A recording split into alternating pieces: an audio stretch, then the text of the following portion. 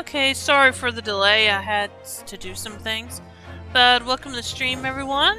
We're back with more of the Great Ace Attorney Chronicles. Last time we solved the case regarding the death of... Heck if I can remember her name.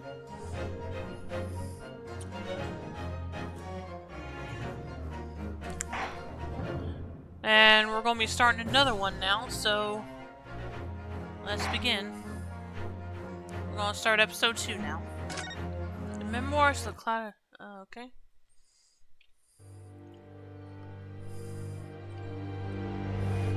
Episode 2, The Memoirs of the Clouded Kokoro. Okay. It was a ghastly tale of a winter's night. One of an invisible killer and a crime perpetrated on the pavement along Briar Road. As the victim lay at death's door, the mystery of just who had stabbed the young lady from behind had been resolved.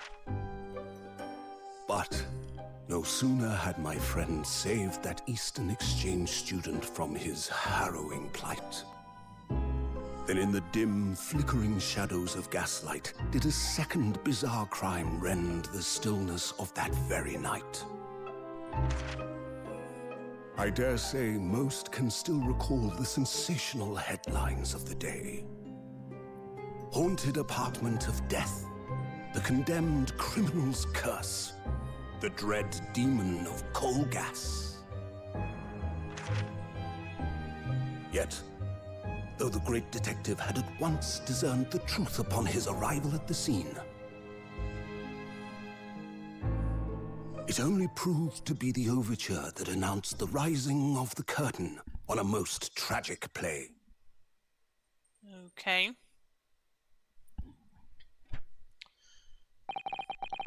My name is Ryunosuke Naruhodo. I'm a fledgling lawyer, just starting out on my journey. 6 months ago, I arrived as a visiting student of law, having made the long voyage across the sea from the Empire of Japan to here, London, England. And on the way, in quite extraordinary circumstances, I made the acquaintance of a world-famous detective. Currently, I reside in the attic of the detective's own lodgings, from where I run my legal consultancy of sorts. I've successfully defended a number of clients in Britain's highest court, the Old Bailey. But since a particularly grueling and unforgettable legal battle 4 months ago now, I haven't returned to the courtroom. In truth, I lost my right to return. But that epic trial was just one small part of an epic tale, a tale which was now about to awaken from slumber, thanks to a letter that arrived this morning from my homeland.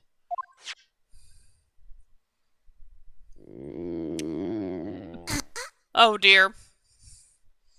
Maybe you better go have breakfast or whatever time of day it is before you read anything. What a delicious smell wafting up the stairs. It must be nearly time for breakfast. I better go down to Mr. Sholmes' suite and say good morning to the great detective and his flatmate.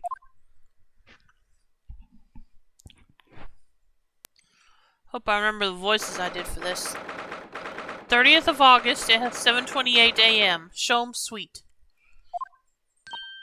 Oh, Runo, good. I was just about to call up to you. The bacon's ready. Good morning, Iris. It smells delicious as usual.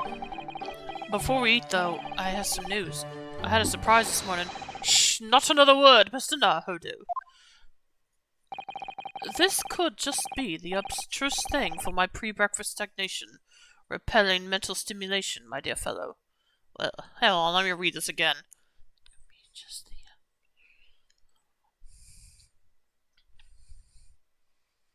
Okay.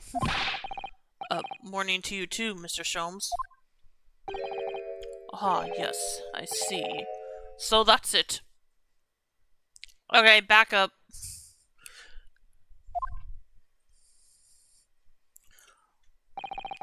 The truth is as clear to me as day. My faculties of observation have revealed it again. Well, what are you talking about? You, Mr. Naruhodo, you have this very morning met with a surprise. Well, is that not the case? Really, my dear fellow, it barely warrants explanation. Firstly, your hair is particularly unkempt, somewhat reminiscent of a bird's nest. Secondly, you have neglected to fasten the third button of your jacket. That could just mean you still half asleep. But okay. Clearly, when considered together, these two facts point to you having been flustered this morning. Can I talk now? But of course, though I don't look for admiration, you understand. My hair always looks like this. It's been this way since I first met you. Oh, it has? And the button was ripped off last night, if you remember. By you. Oh! Holy, put your button off!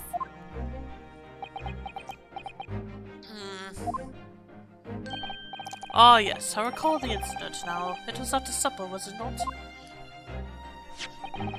As the evening advanced, I picked up my violin and began to play the wailing notes of a haunting tune. But then, to my utter dismay, the third string snapped. Why did it have to happen? Why? Little wonder, then, that in my vexation, I grabbed the first button I saw and ripped it from its proper place.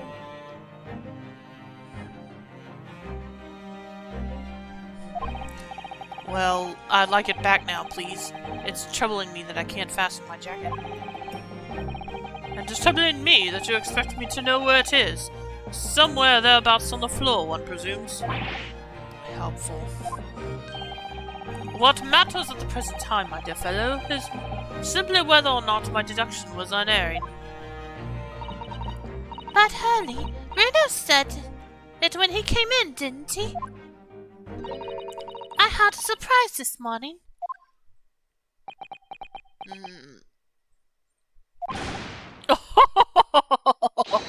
Well, that really is a surprise. Yes, this man is the pride of the British Empire, the famous consulting detective, Mr. Herlock Sholmes. There can't be a single person in the world who doesn't know his name. I know the original reason for that name, but is Sherlock Holmes not in the public domain now? Or did they just go ahead and use that name for other reasons? In other words, they didn't use it for copyright reasons.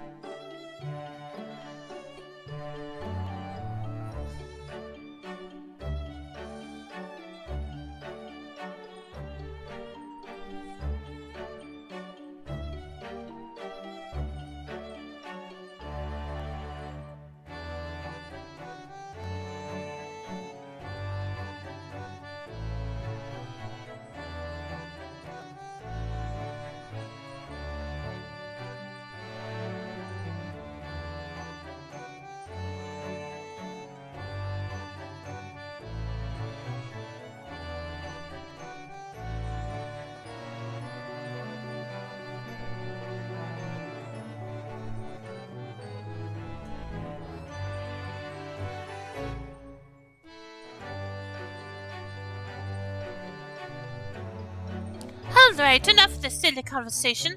Come and eat this bacon before it gets cold. Is that all we're having for breakfast? Just bacon? No eggs or anything? Okay, let's...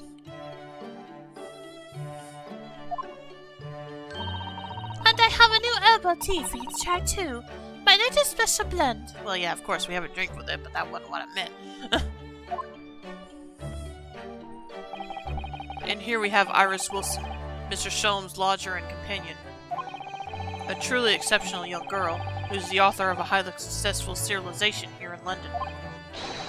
Yes, The Adventures of Hairlock Sholmes is published in Rancid magazine. So, Mr. Naruhodo, won't you put us out of our misery? What surprised you this fine morning? Well, I received a letter from Japan. Oh, from Susie, you mean? Was it really? That's right, and she has some rather startling news, in fact. Oh, intriguing indeed. You must tell us about it over breakfast. You must tell us all about it over breakfast. Oh yes, what fun!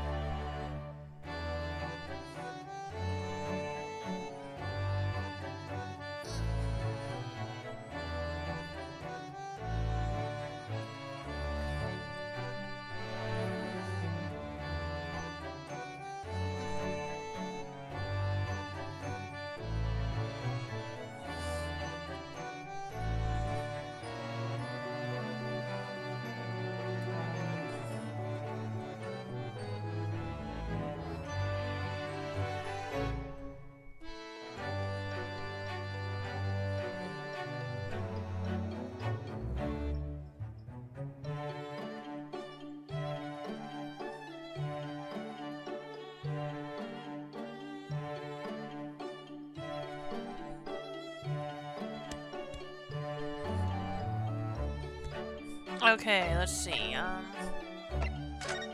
anything to... Let's see if I can find the button! Probably not.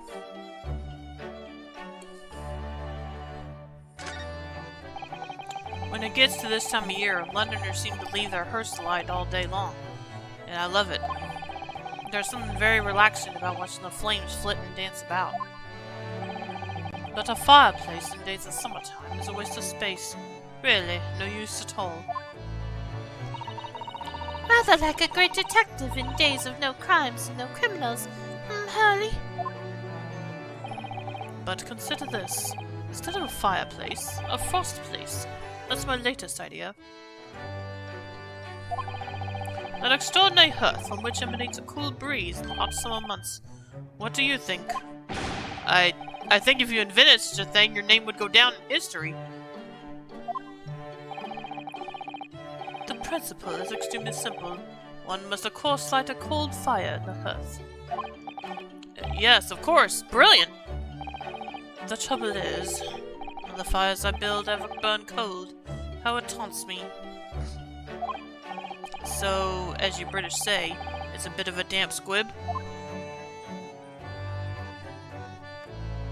I feel like that is something no one in Britain says now.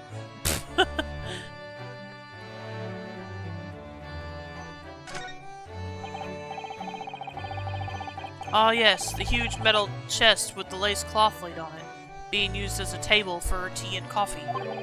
It's very sturdy, that's for sure, and firmly locked shut. That chest contains my father's detailed records of Hurley's many cases. Yes, so I've been led to believe, though personally I've never actually seen inside. And that's the way it will stay. Those papers are a secret between Daddy and me. If you go open it uninvited, you might find yourself being bitten. What? Is there a beast inside there or something?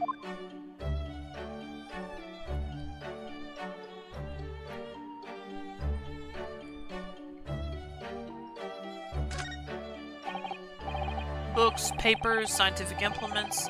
These shelves are stuffed to the gunnels. Mrs. Otto wouldn't be able to help herself if she were here. She can't stand mess. Susie might not be able to stand a mess, but she wouldn't dare touch those shelves.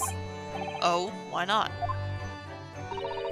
Everything's in intricate balance. Hurley spends ages on it. If you were to touch even one thing, the whole lot would come tumbling down.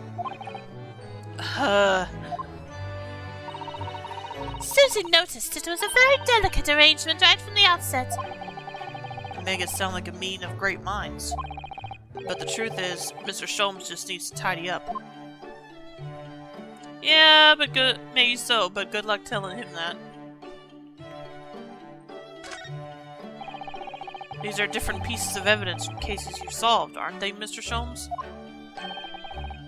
Not quite, Mr. Naruhodo, not quite. These trinkets are a selection from cases I've solved with particular aplomb. They are souvenirs of my success. Memories, Mr. Naruhodo, memories. Really? So, tell me about the case in which the bust of Napoleon featured.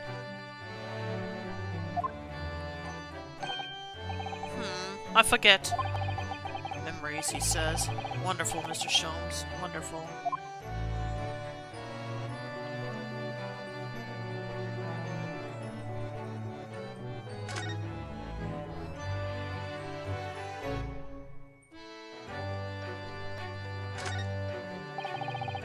The machine really is imposing, isn't it? But I can never remember its name. Harley calls it his great analytoscope. It can analyze anything at all. That doesn't really help me. What does analyzing something even mean? Ah, an extremely astute question, Mr. Naruhodo. Sorry? Well, as Iris said, my machine here spits out analysis results of anything with which you care to present it. But how to interpret those results, that's the key. And I confess, I have no idea. Clearly, I'm going to have to construct a great analytoscope to solve the problem. That might not help.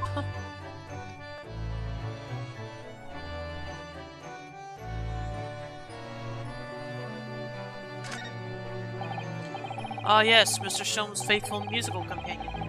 Wasn't this violin made by someone famous? Somebody famous? Yes, it's a Stradivarius. Although I'm afraid you'd have to save up for 100 years before you could afford one, Rudo. But didn't you buy it for a song, Mr. Sholmes? I found it at a pawnbrokery among the forfeited articles. It clearly says Stradivarius on the label. What? The ignorant broker had no idea of its true value, you see, so I paid a mere 55 shillings for it. Yes, I have something of a turn for shopping, Herlock Sholmes, bargain hunter. Like you cheated him. But is it really a Stradivarius then? But of course, my dear fellow. It said so on the label. I think perhaps the ignorant broker has something of a turn for selling.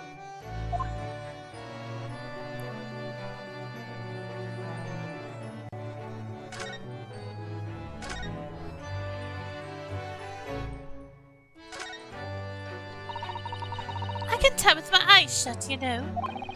I can believe it. When a deadline's approaching, you sound like a Gatling gun. That reminds me of a dream I had the other day. It was such a funny one. It woke me, actually. I was typing for a whole hour in the pitch black, but I didn't make a single mistake. That's incredible. But then, when it got light, I found that there wasn't any paper in the machine. Oh. Yeah, that would be a problem. Now I wonder if I'd actually been typing at all. I think you might just have fallen asleep on the job.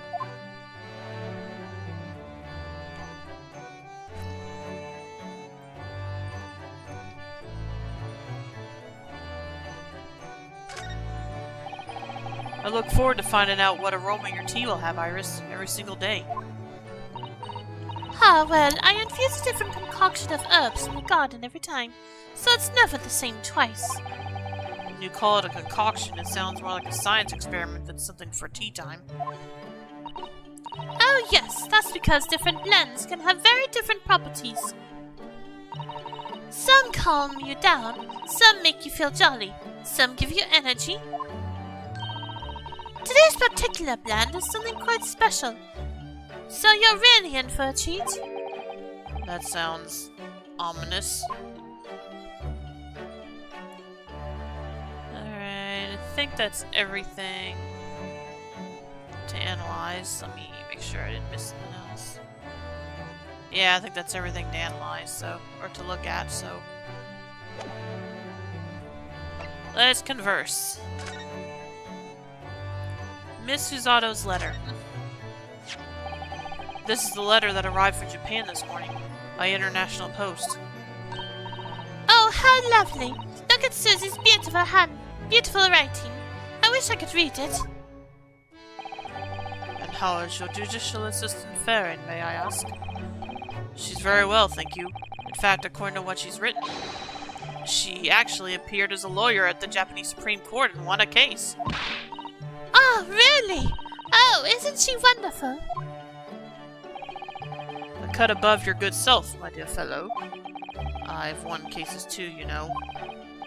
Apparently, Mr. Natsume appeared in the trial as a witness. Natsume. No, I don't recall that name. Of course you do! We helped the man! Twice! You know, in those 2 cases that took place on Briar Road 6 months ago? Ah, the mustached twitchy man with the somewhat feline eyes and the mustache. You said mustache twice. He didn't have 2 mustaches, Hurley.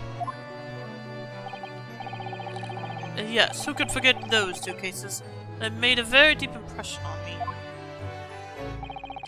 Although, I must confess, the details are a little hazy now. A very deep impression they made on you. Clearly. Startling news. So, what was this startling news penned by Miss Susato? Do you remember the case of the haunted lodgings, Mr. Sholmes? Oh yes, it's very interesting, you know. I don't feel entirely uncertain that a case of that nature did not occur. He's totally forgotten then. Anyway, in her letter, Miss Susato asked that we read over her case notes again and investigate further. Though it took place over a year ago, for what purpose? Because of something that Mr. Natsume said to her, apparently. He suggested that the real reason why she was called back to Japan so suddenly might have something to do with that case of the haunted lodgings. Oh. On Mr. Natsume's return to Japan, Mrs. Otto's father questioned him about the case, she says. And something Mr. Natsume said appeared to trouble Professor Mikotoba, prompting him to send that telegram. Oh, that case, yes! It was very strange, wasn't it? Yes. And I had compiled the whole story into a nice neat manuscript ready for publication, too. But then Hurley here was all funny about it, remember? He was very mean. That story must not be published, you said. Very mysteriously as well. Really? I said that? Are you sure? Do you perhaps know something about it as well, Mr. Sholmes? About why Mrs. Otto was suddenly told 4 months ago that she had to return to Japan? Mrs. Otto's repatriation.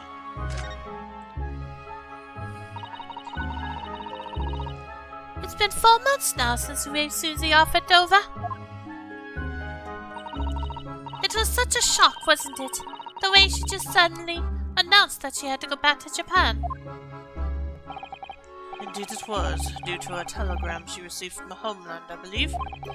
That's right, telling her to return urgently.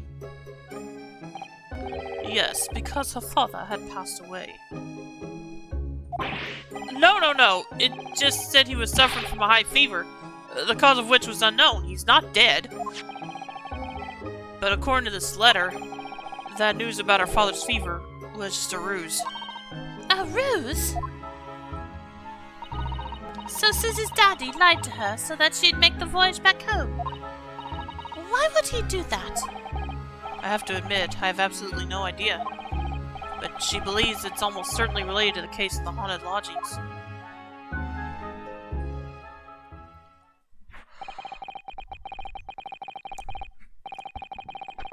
Summoning her back to Japan so suddenly like that, I wonder what Miss Susato's father is hiding. Hurley, do you know what it's all about? He changed clothes quickly. Well, who can say? What? But you said... Please, I have engagements, my dear fellow. My calendar is quite surprisingly full today. And a stringent analysis of the matter would be excessive, I feel, even if I were quite at leisure. So, man the fort in my absence, won't you, Iris? I will, Hurley. Don't worry. See you later.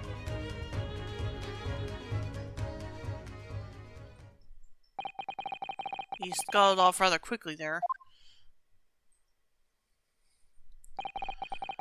I think perhaps Professor Mikotoba isn't the only person hiding something here. Saseki-san was involved in 2 cases, but only one of them was forbidden from being published. By, of all people, Mr. Sholmes. Aha! I found them at last. Iris, are they? The notes about the case. That's right. Susie and I compiled them together. The case of the haunted lodgings. Do you want to read them, Runo? Absolutely. Thank you, Iris. I have no idea what secrets could still be hiding in the shadows of this case. But perhaps if I read over the notes again, something might come to light. That's the spirit.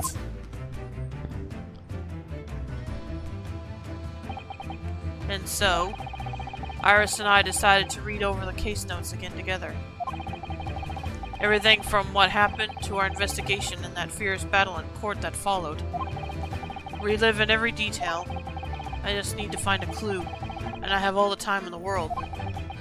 Because, of course, I'm no longer allowed to practice law in the courts of Great Britain.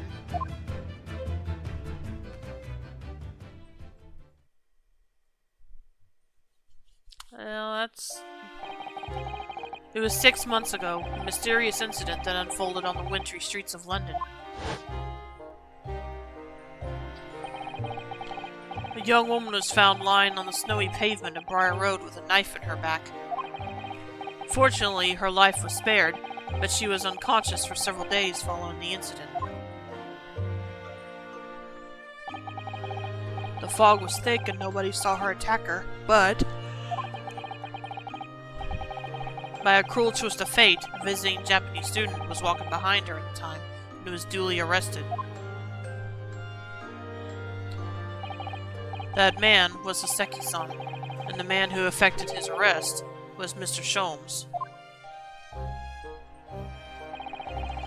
Believing in our compatriot's innocence, Susato-san and I decided to represent Saseki-san in court. And, after a grueling trial of many twists and turns, we finally managed to prove his innocence. Joyful, joyous, jubilant jubilation! Was the man's reaction after the trial, but his jubilant jubilation was short-lived. We received a telegram from Mr. Sholmes the following morning.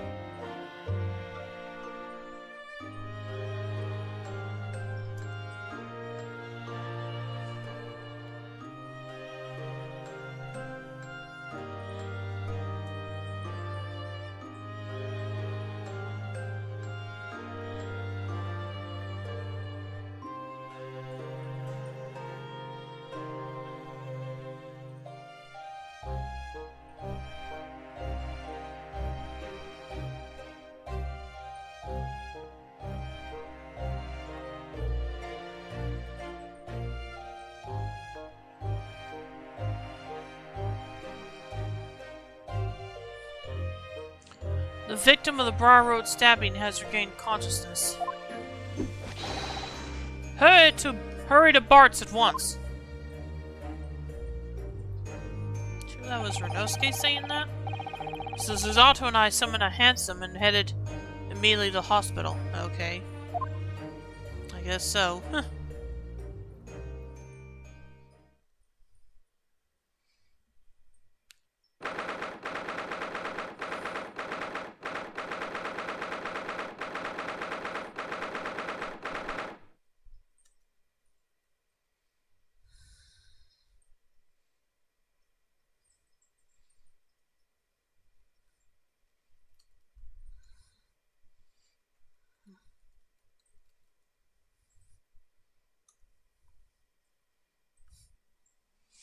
The 21st of February, 5:30 a.m., St. Bartholomew's Hospital, Recovery Ward.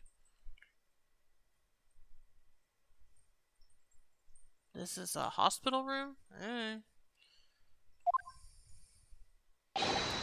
There you are at last. Good morning, Mr. Sholmes. I think not. Oh! You're late. What on earth took you so long? Your telegram only arrived at 5 o'clock, Mr. Sholmes, and it's a 20-minute ride to the hospital. That's right, and it's 5:30 now. I think we made very good time. The time is utterly irrelevant. The fact is, I've been waiting for what has felt like an eternity.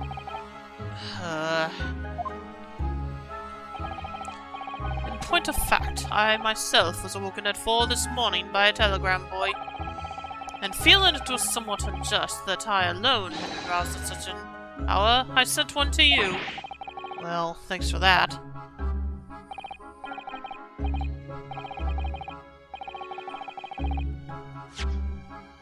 Wait a minute. Oh, okay.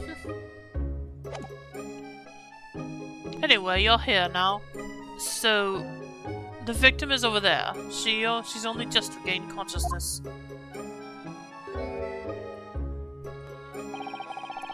You should introduce yourselves, and I shall observe from here. So that's the lady who was found on the snow-covered pavement with a knife in her back. Her name is... Oh yes, here we are. Miss Green.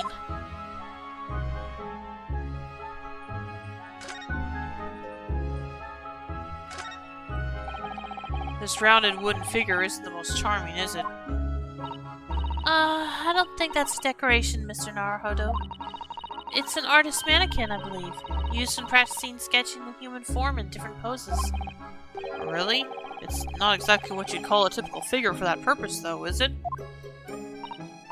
No, I suppose not.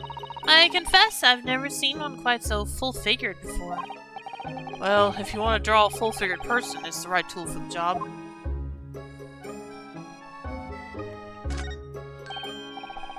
Look, there's a photograph in this frame here.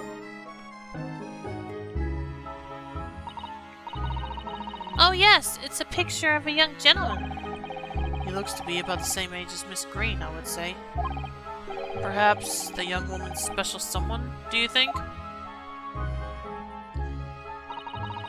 My, Mr. Naruhodo. I didn't know you had a sense for matters of the heart. Not in the least. I sincerely said the first thing I thought of.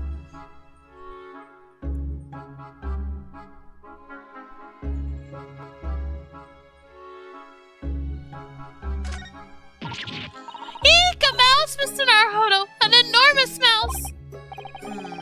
Vermin in a hospital? That doesn't seem the best. But it looks like a very healthy specimen, doesn't it? It's very plump.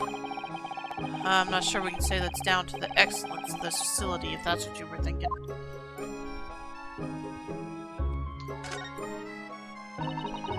That must be a bag of Miss Green's personal belongings. She would have been brought directly here after she was found stabbed on the pavement, though. I expect a friend or family member probably brought some things for her. Alright then, let's see what's inside. A change of clothes, no doubt, and... No, Mr. Naruhodo! You must never scrutinize a young maiden's personal belongings. the young maiden might have chocolates or biscuits or caramel. Okay. Ah, this looks like the patient's treatment notes. Let's see. Do not feed. What is this place, a zoo? You know, I seem to remember seeing an almost identical sign in our local park. For the pigeons, yes. This is a person. Poor woman. I hope she hasn't read this.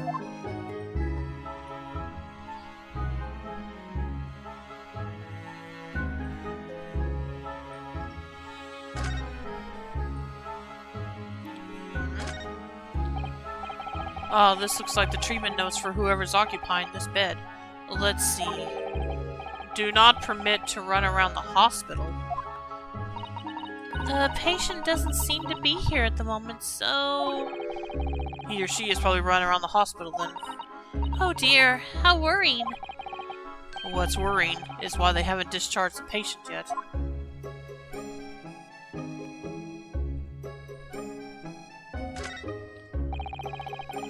There are all sorts of medicines in this cabinet. Look.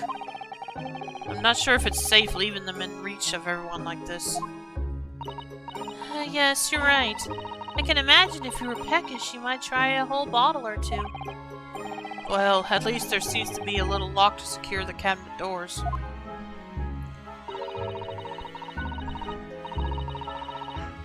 I don't imagine that would stop you if you were hungry. I worry that you'd break the lock. Hunger doesn't turn me into a criminal, you know, Miss Susato.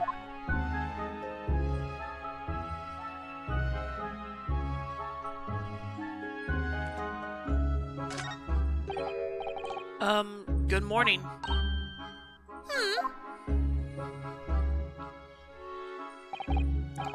Hello, I'm, Ryunosuke Naruhodo from the Empire of Japan. Oh no, was your knife that? Are you the man who? No, I'm a lawyer. And I'm Susato Mikatoba. Pleased to meet you. Oh no, was it your knife then? Are you the one? No, I assure you. I'm Mr. Naruhodo's judicial assistant. We heard that you'd regained consciousness and wanted to come give you our best wishes. Best wishes for me? Thank you. I'm Olive Green. I'm an artist. Okay. Well, no, that's not right, is it? What I mean is I'm trying to be an artist. Well, what I really mean is I desperately want to be an artist. But the truth is, I don't have any talent. I know I don't. It's no wonder I was stabbed in the back. I don't think that's related, actually. Gosh, this young woman seems to bend over backwards to put herself down. Seeing as we're here, we should ask her about what happened from her perspective, I suppose.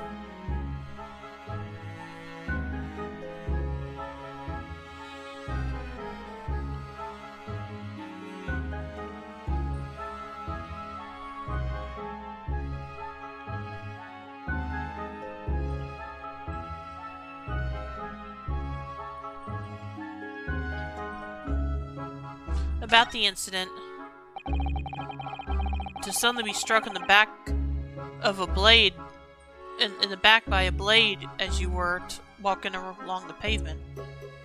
You know, every time I finish a case with Soseki-san in it, I always think, I'm sure things will be smooth sailing for Soseki-san from now on. Uh-huh. If only that were so. Welcome to the stream, Soup. How you doing? I'm kind of curious about this key around her neck. To suddenly be struck in the back by a blade as you were walking along the pavement. What a terrible experience you had, Miss Green. It was so cold that day, and the fog was so thick, I couldn't see a thing. Thanks for the stretch.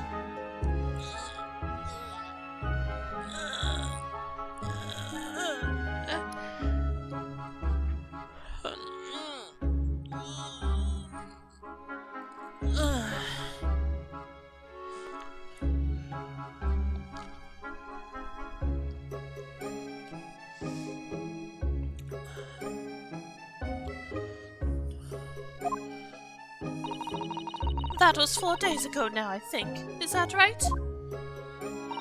Yes, that's right. I'm afraid you've been comatose all that time. But the case has been solved, hasn't it? Well, I've been in here in the hospital, I mean. Indeed it has, my dear madam. Spectacularly by none other than I, Herlock Sholmes. Mr. Sholmes, as you well know, it was Mr. Naruhodo's hard work that in the courts that solved the case. Are you yet to hear what happened, Miss Green? Yes, I'm afraid so. A gentleman from the police force is supposed to be coming to fill me in shortly. Oh, I see. Me coming around seems to have made everyone frantically busy. I'm so sorry. I should never have regained consciousness. It was selfish of me. Oh dear.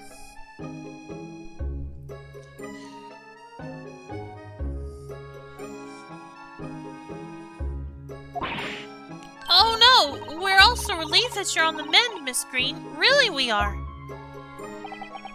With that kind of attitude, maybe her surname should be Blue, not Green. About yourself.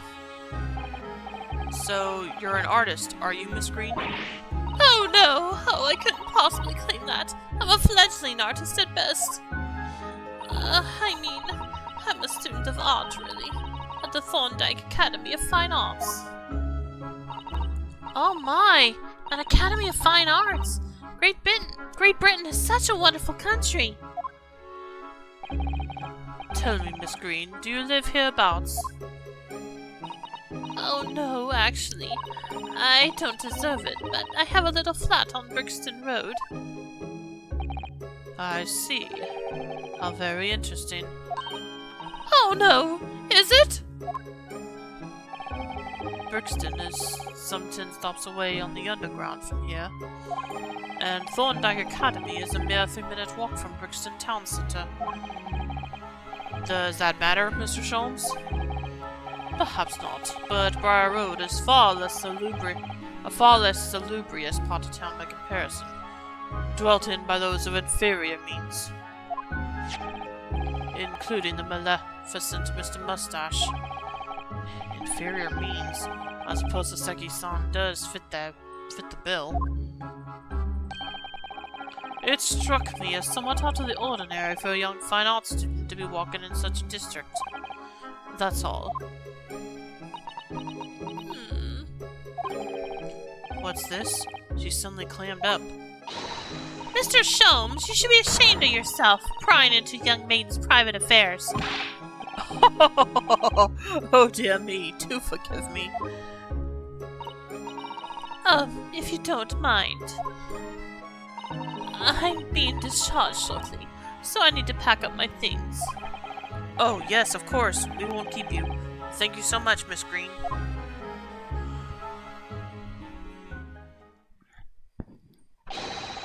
Is there Mr. Narrowfather here? Mr. Narrowfather! I'm going to assume that's her roommate. Narrowfather now? Well, if you're looking for Naruhodo... Oh, wait. Oh, okay. Okay, I see now. Well, if you're looking for Naruhodo the lawyer, that's me, but...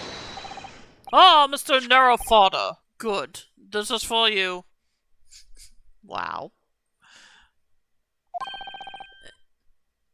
It's a message from a Mr. Saucy Nutmeg. And every time I finish a case with Saseki, I think maybe we'll never see him again. Yeah, that was...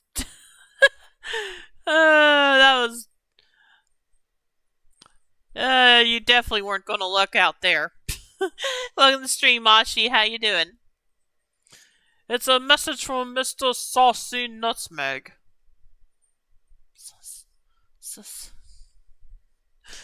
Oh my gosh. Mr. Natsume? How did he even figure? Miss...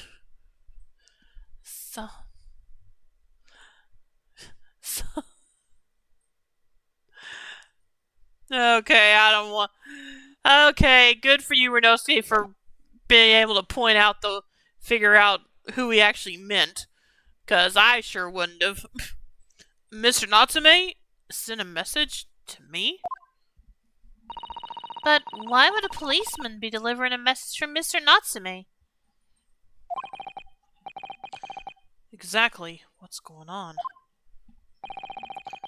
What's a Scotland Yard constable doing playing delivery boy at this time in the morning? Oh, what are you waiting for? Let me see that. Oh. Well, this is most unexpected. Is something wrong, Mr. Sholmes? Is something wrong, Mr. Sholmes, he says. Have you not seen this note? No, you took it from him before he could read it. No, how could I have? It would seem that London's criminals have no intention of letting the great detective rest. A new case calls. A case of murder, no less. We must depart at once. Murder? Call a cab. Time is of the essence. But the trouble is, we've yet to read Mr. Natsume's note. I was thinking we ought to pay him a visit in his lodgings once we did. That will be entirely convenient. Convenient? What do you mean? It's all here in the notes, my dear fellows. The murder we must investigate took place at Mr. Mustache's lodgings. Wait, what? I'll hail a What is that word? Oh, Okay, nope. Just a sec.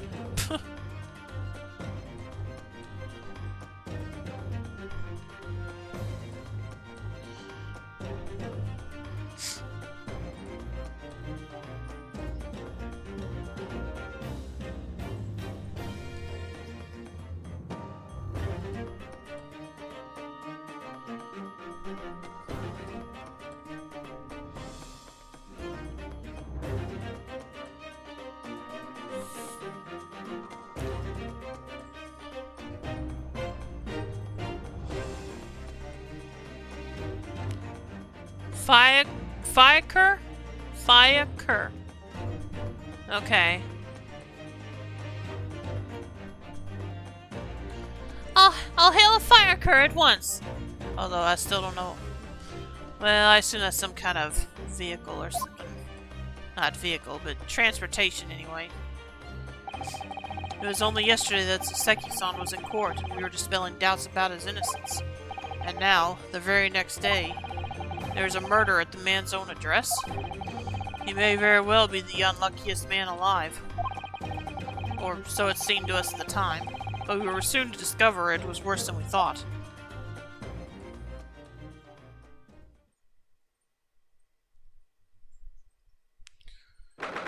Okay, I'll be right back before we continue, so just a moment.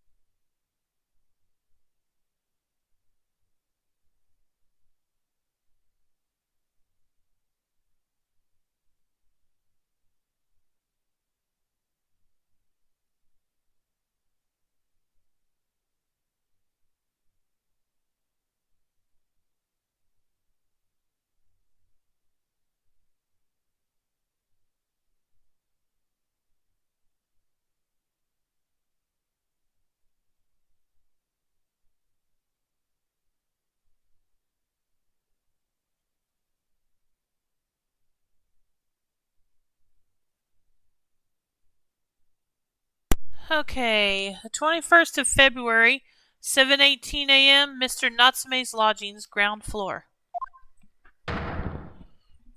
Okay.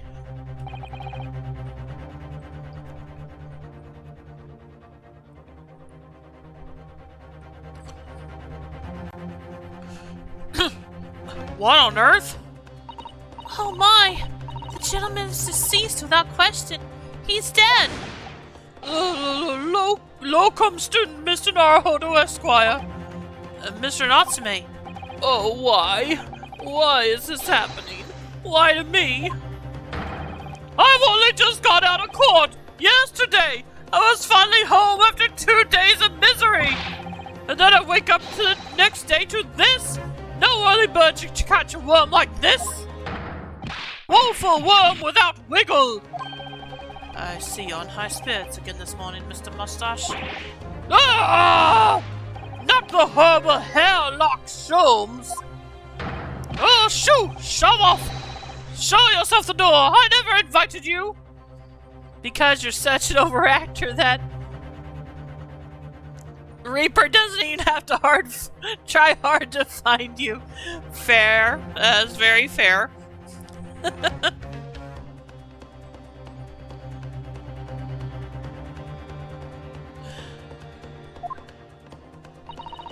Mr. Sholmes came here with us. I'm quite sure he'll be able to help you, Mr. Natsume. I am entirely at your disposal, Mr. Mustache. What can I do for you? Maybe start by remembering his name.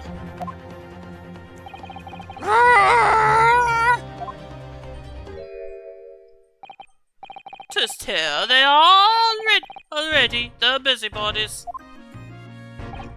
Ah, Inspector Gregson. What a pleasant surprise. Pleasant, is it? Gives me heartburn every time I see your face at a crime scene, Sholmes. Are you sure it's not all those potatoes you're eating?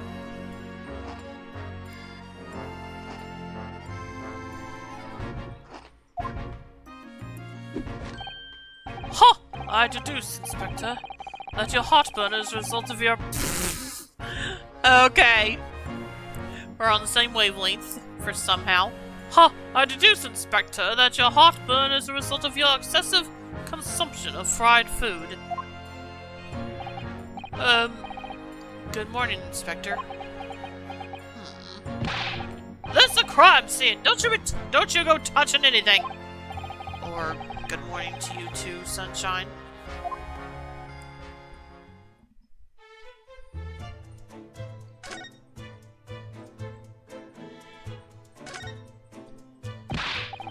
Oi! I said hands off! You're gonna mess up my crime scene! Oh, no, I just wanted to look, that's all. No chance! I know your kind! You'll mess it up just by looking at it! Sure, that's totally how that works. Ugh, someone's in a bad mood. There's certainly some bad air in here, isn't there?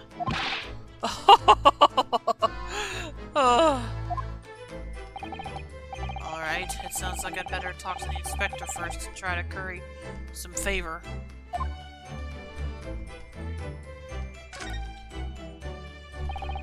So, Inspector, what was the victim's name? Who was he? Mr. William Shamspeare. He was a law. What? I need to figure out a voice for him. Mr. William Shamspeare. He was a lodger here. As you can probably tell, he was an actor. A bit of a dead loss, as it happens. Or just dead. Mr. Shamspeare.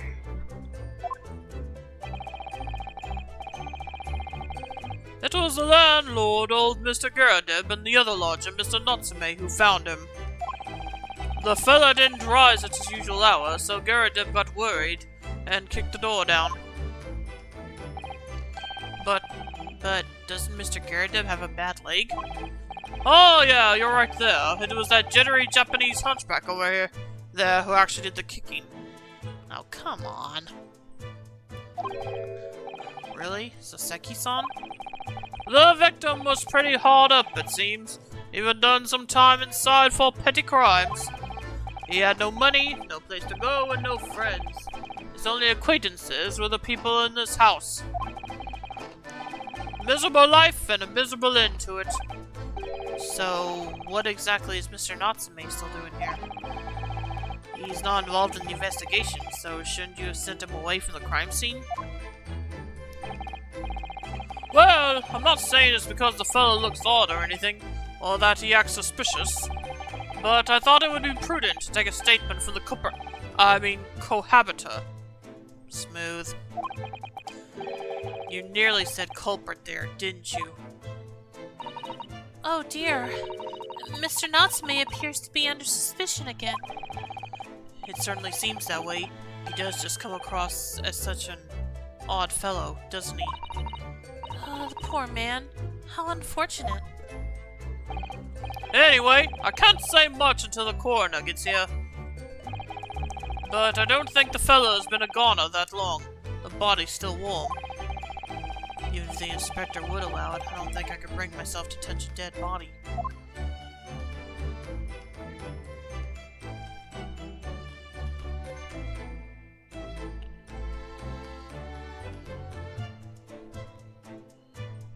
Okay, right, I'm just not allowed to touch anything. Got it. What a terrible thing to have happened. It's only been 3 days since I was arrested for the incident on the pavement outside. And then, having finally regained my freedom, it starts happening all over again. Endless existence of excruciating experiences! So, the victim lived here on the ground floor, and your room is just 1 story up, isn't it? Yes, that's right. In a way, we were neighbors, I suppose. So, did you know the victim? Were you friends?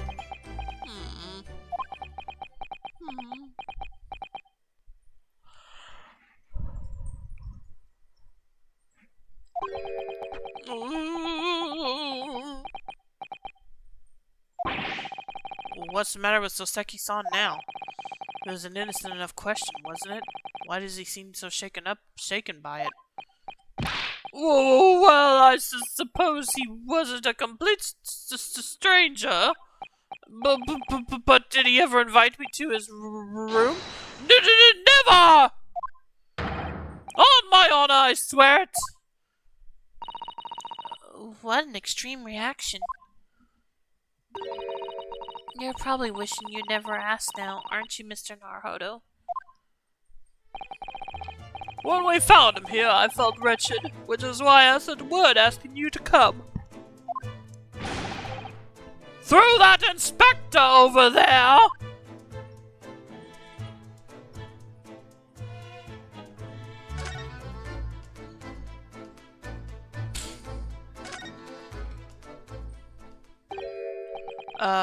Mr. Sholmes, what are you doing? Ha! You need only observe to know it, my dear fellow. Investigating, naturally. Yeah, nothing natural about that. There's nothing natural about that pose.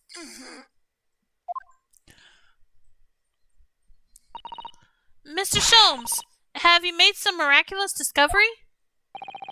Patience, my dear madam, patience. We've not been here in this room 5 minutes. So far, all I've managed to deduce is what actually happened. My goodness! But isn't that everything we need to know, Mr. Sholmes? Now that you propose the idea, I believe one could indeed see it that way. At the present time, I have managed to draw 2 incontrovertible conclusions. The first, that there was a physical struggle here last night in which the victim fought for his life. Ah! Ah! Ah! Mr. Natsume, what's wrong? Is something that Mr. Sholmes said significant somehow? No, don't mind me. Forget I was here! And by what actually happened, he means what I visualized from Acid Trip. Highly possible. And my second conclusion is that there was a poison lingering in the air here last night that passed the victim's lips. But that was the... oh, never mind. No, nonsense! Ah! Alright, Mr. Natsume, why are you reacting so extremely to Mr. Sholmes' deductions? No, please, pretend I'm not here! I would say maybe leave, but I think the inspector is insisting you stay. Invisible, ineffable, inscrutable, insignificant! Impossible to ignore. Yeah.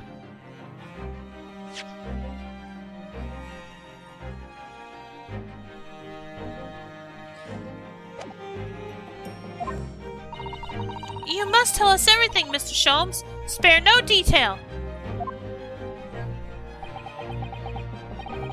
But of course.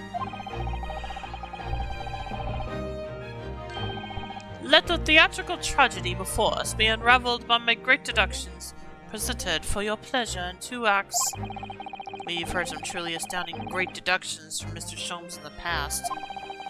No doubt this will be no exception. What miracles will unfold before our eyes this time? So, my dear fellows, for your delight and wonder, let the curtain rise. For Herlock Sholmes, Logic and Reasoning Spectacular, Act 1. Hopefully I remember how to do this.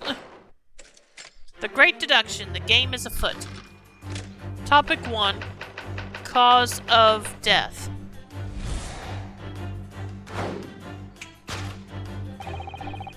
Careful observation of the victim reveals to us the events that transpired in this disconsolate room last night.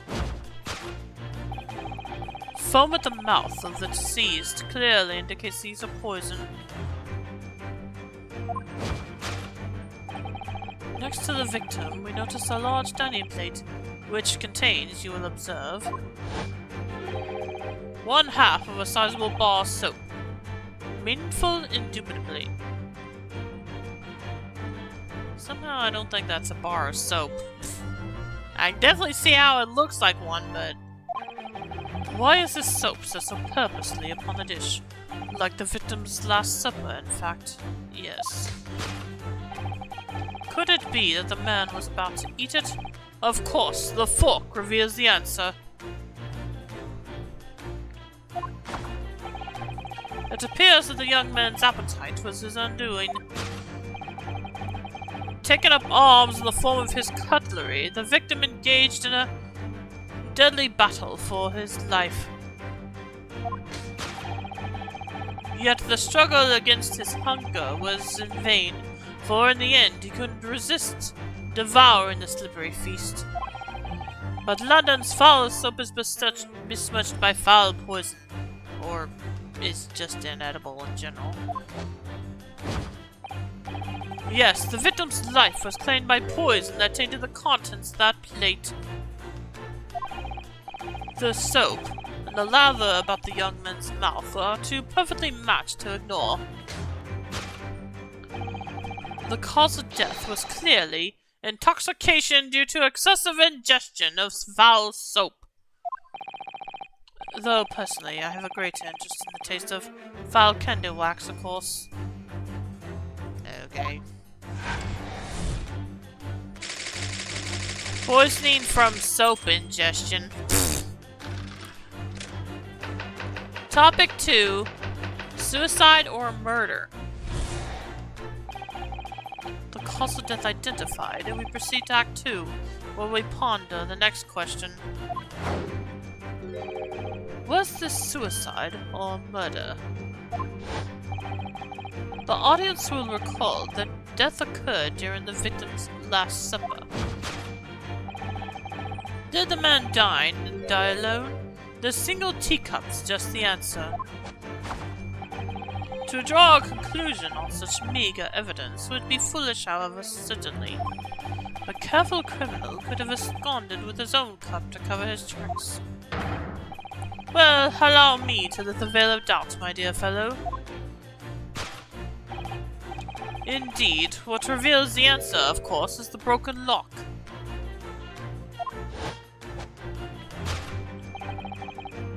Though forced open now, at the time of the incident, this door was locked. And the sole key was in the victim's pocket. In other words, when the victim consumed the poison, he must have been alone. Alone with his inferior soap, from whence wafted an inferior scent. And with that acrid aroma lingering in the air, the victim met his end in tragic solitude. We can take comfort only in the fact that his soul was well cleansed on its way to the hereafter. No possible perpetrator present.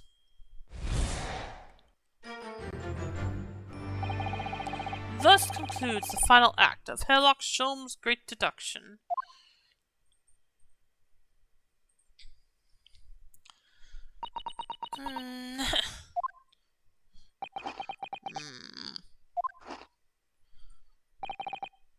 There's just one thing, Mr. Sholmes. You're disposed to identify just one thing, aren't you, Mr. Naruhodo? Pray, what concerns you?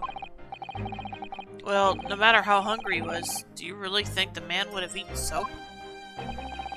It is quite apparent that this man had barely a penny to his name.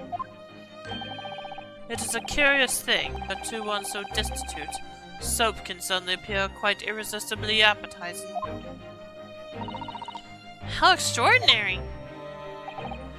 In truth, I have tried a little soap myself in the past. You've eaten it, you mean? My dear fellow, it was some time ago now. My postulation was that it would cleanse my gut. And did it? As I writhed in agony on the floor and spilt the contents of my stomach, yes, I believe it did. The experience taught me a valuable lesson. Soap is quite poisonous. It has an unpleasant taste and leads to great discomfort. In summary, I cannot recommend it. Believe me, I wouldn't eat it even if you did. There's something that troubles me as well, actually. Oh? What's that? It's Mr. Natsume. Oh! I couldn't help noticing him shuddering and quivering out of the corner of my eye. Almost as if Mr. Sholmes' deductions touched a nerve somehow. No, nonsense! Well, that clenched teeth episode didn't last. I think, judging by Mr. Natsume's reaction, the great detective's deductions may need some gentle corrections in order to reach the actual truth. Yes, Mr. Sholmes' observations and deductions are sometimes a little too sharp. He has a tendency to hit the nail on the side of the head and drive it in at an obtuse angle. When he does that, it falls to us to straighten things out. Alright then, let's see what we can do. Yes, we must pick out the key words in Mr. Sholmes' quite brilliant deductions, and discreetly exchange them for something that makes a little more sense. If we can do that, I'm sure we'll arrive at what Mr. Sholmes meant to say in the first place. In that case, are you ready for the second performance of the day? Once again, my dear fellows, for your continued delight and wonder, let the curtain rise. For Herlock Sholmes, Logic and Reason Spectacular, Act 1.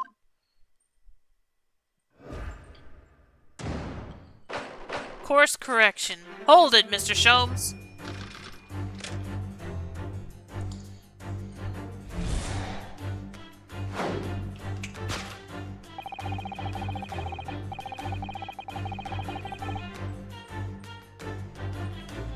Alright, just a sec.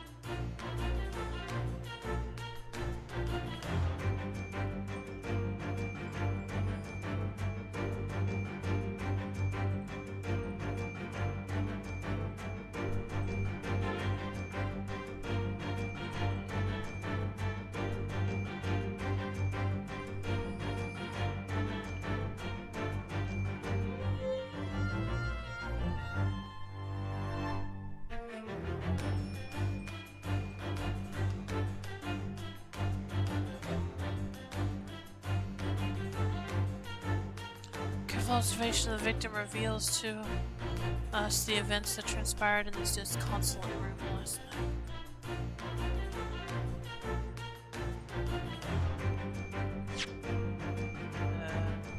Armband, secondhand book receipt, and nearby street map. A receipt for some books that Mr. Natsume purchased at a secondhand bookshop. It was submitted as evidence in the trial the other day.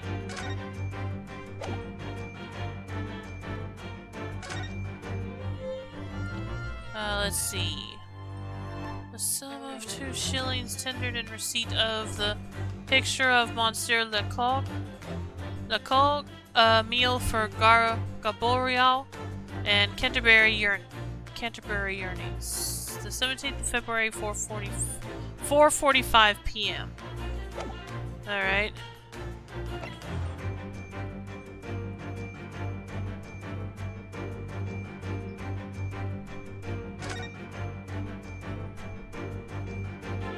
Okay, here's Mr. And that's your books. Okay.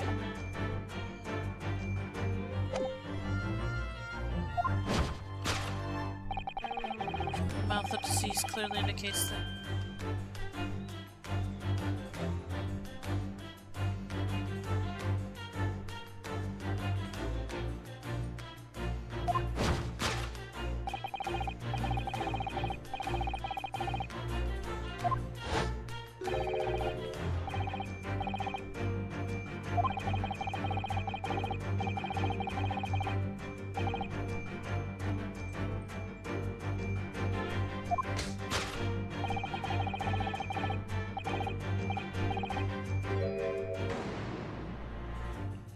Okay, there we go.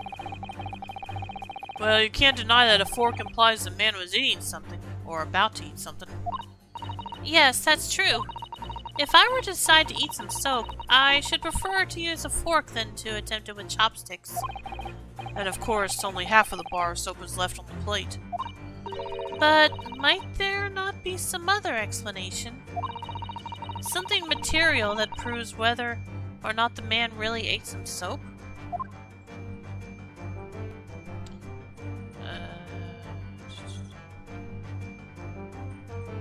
Did the victim really eat some soap?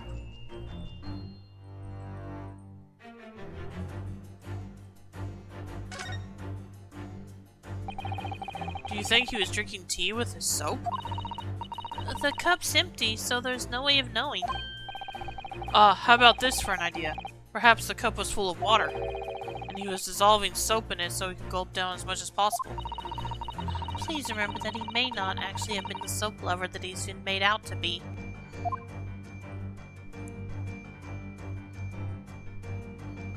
Oh, hello. Okay.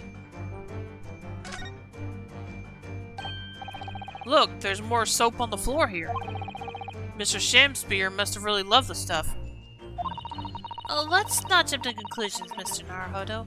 Look closely at this soap. Do you see that it would fit together perfectly with the half bar on the table? What the? How can that be? I think that they are 2 halves of the same bar that broke apart.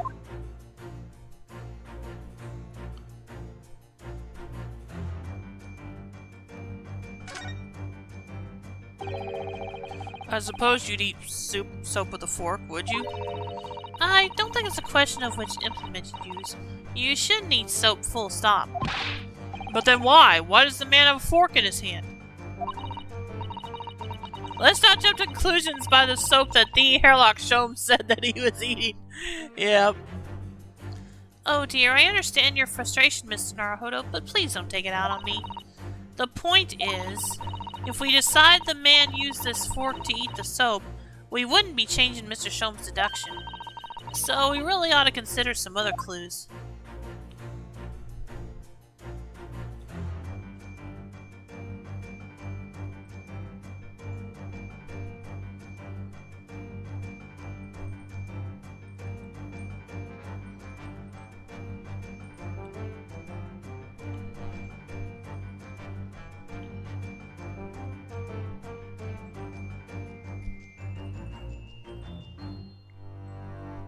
Take that!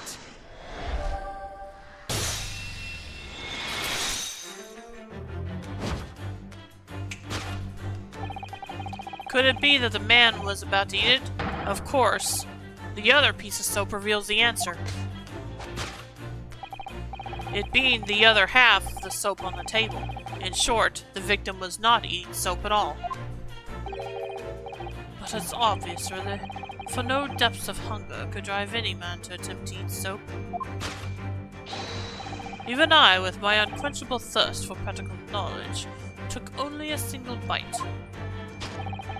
But that begs the question of how the man was poisoned, because there's no sign of any food on the table. An excellent observation, Mr. Naruhodo, and one that furnishes us with the answer we seek.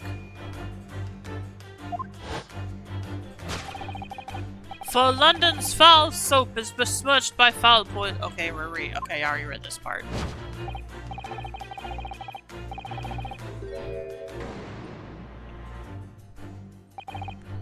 Mr. Sholmes is still pushing the soap argument then. Perhaps he's suggesting the man licked the soap rather than ate it? If soap in London is that poisonous, I don't think I want to be washing my hands with it. But there are no signs of any food in this room at all. Of course, food isn't the only thing that passes people's lips, is it?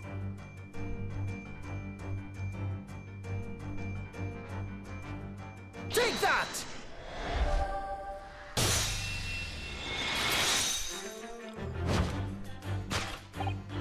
Yes, the victim's life was claimed by poison that tainted the teacup.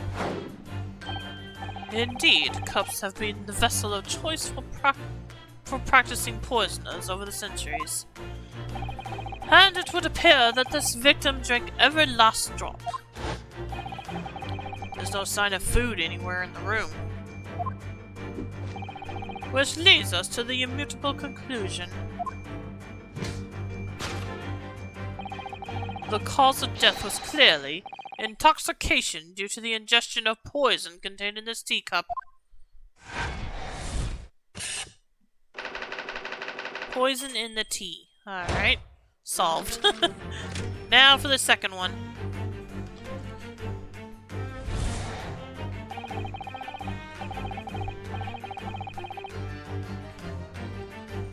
The cause of death identified. Proceed to Act 2 where we ponder the next question.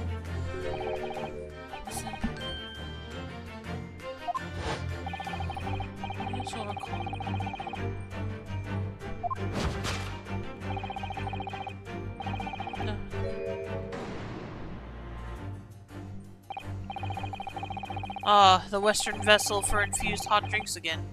It's already featured heavily in our deductions so far. Yes, we can't imagine that shortly before his death, Mr. Shakespeare was having a drink of tea. There would be nothing remarkable about that, but what troubles me is Mr. Natsume's reaction when he heard Mr. Sholmes suggest it. There's more to this deduction than it seems. We must closely examine the scene of the crime again for some more clues. Oh, hello. Wait, I can't Really? I can't look at that? Alright, let me see here. Let me see.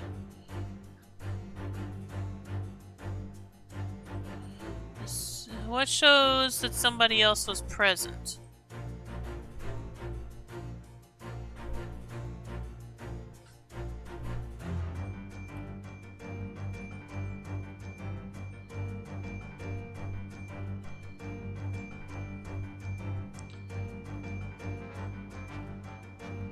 Shows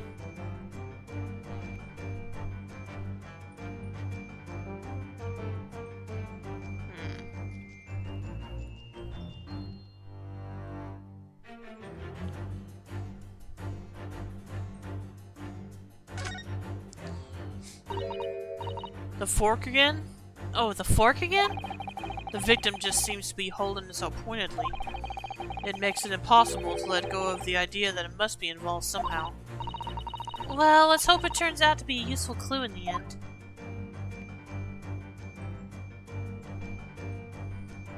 Well, seeing as that's the only other thing I can actually look at besides the teacup, I guess I'll have to give it a go. Take that!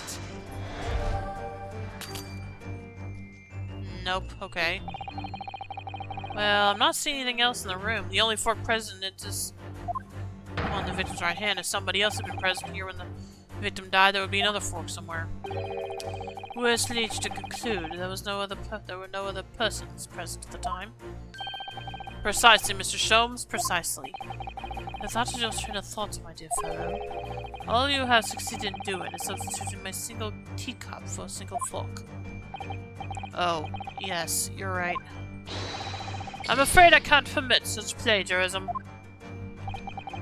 How exactly do you plagiarize a train of thought? I even showed all my work.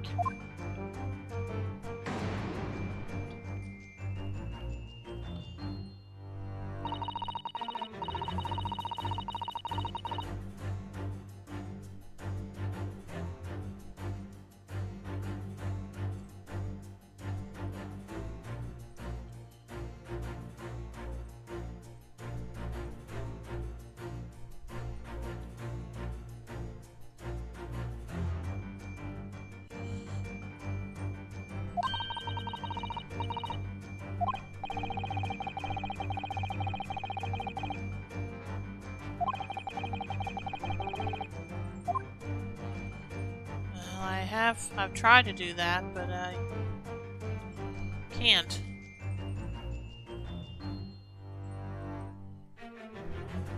Oh! How the heck did I miss this? Take that!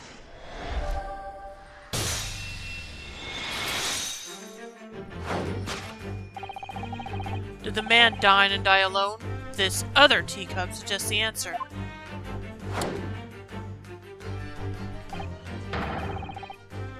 Yes, there were 2 teacups in this room all along. Oh! In other words, this is a strong indication that at the victim's Last Supper, there was a guest present. At the very least, we can say now with certainty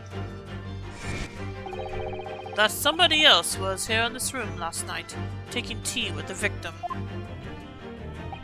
Whoa, what are you talking about? Utterly, unbelievably, unjustly unreasonable! To draw a conclusion on such meager evidence would be foolish, however, certainly.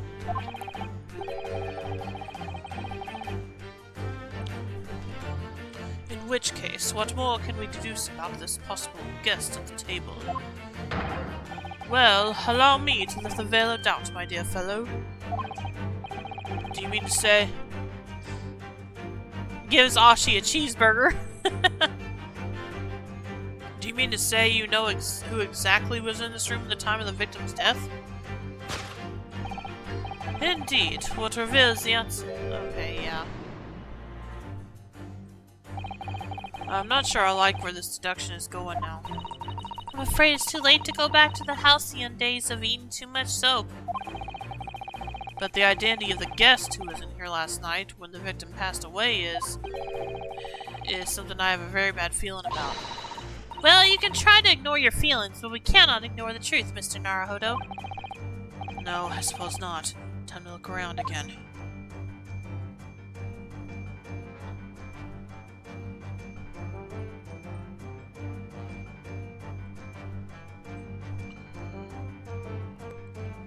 Oops.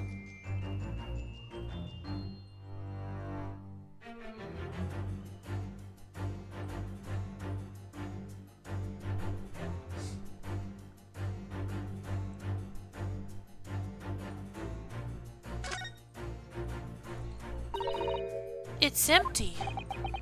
Empty of liquid, but full of air. That makes you think, doesn't it? It makes me think that you're full of hot air. We should be thinking about who else was in the room at the time. Bother, Suzato-san's quip in response was cleverer than my original riddle.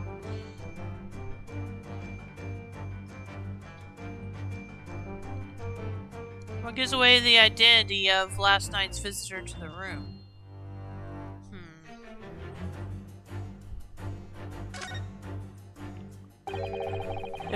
Even Mr. Shakespeare didn't need candles, it seems. We've already established that he didn't need soap either. Do you think perhaps The guest brought this candle here last night? Even if he or she did, does it reveal anything about the guest's identity? Good point. There goes my idea. Snuffed out like that candle will be. If you sigh so deeply, Mr. Naruhodo, you're in danger of blowing out the flame.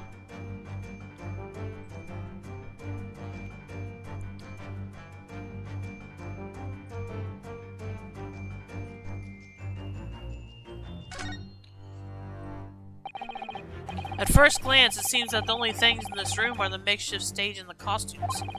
I overlooked these 3 books initially.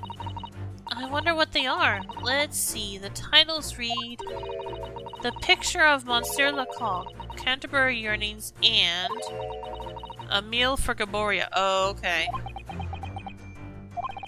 Wait. I'm sure I've heard those titles before. It could just be an incredible coincidence, but they're the exact same 3 books that Mr. Natsume purchased the other day. What? Yes, on the day of the unfortunate incident when Miss Green was stabbed. Soseki-san had just been to a bookshop and bought them. That's right. Pash, you might have made it with soap. And now those 3 titles are here in the room of the victim. Yet, Mr. Natsume claims never to have been here before.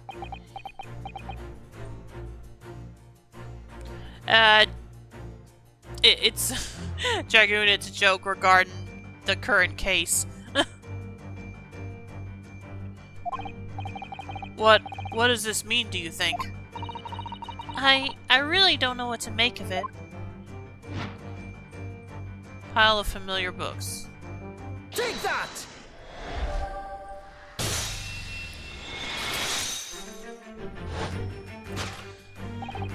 Indeed, what reveals the answer, of course, is the pile of familiar books. Quite so. It's no mere coincidence that these 3 titles are here in this room. It's the link to the truth.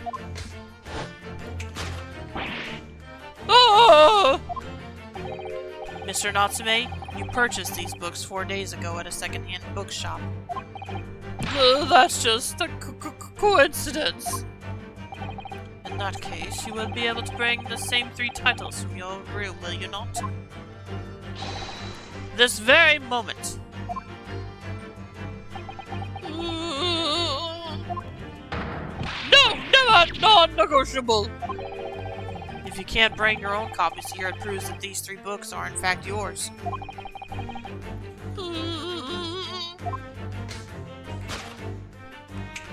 Sounds like something a soap baker would say.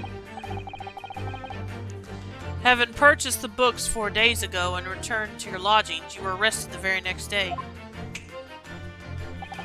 So you could conceivably have brought the books here on that evening. But you never mentioned that. In other words, you could only have brought these 3 books here to the victim's room.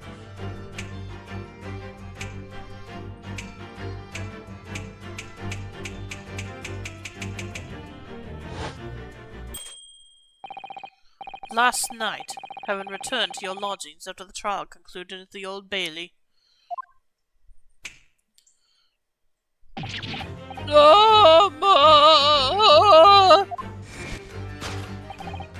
In short, there is only one possible conclusion. The victim died here in his room last night as a result of poisoning. And that same night, the victim had a visitor. And that visitor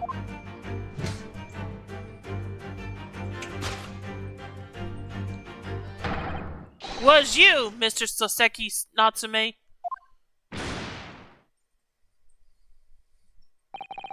Thus concludes the final act of Herlock Sholmes' great deduction.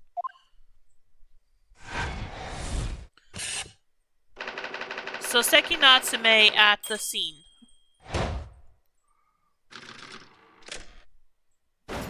Deduction complete.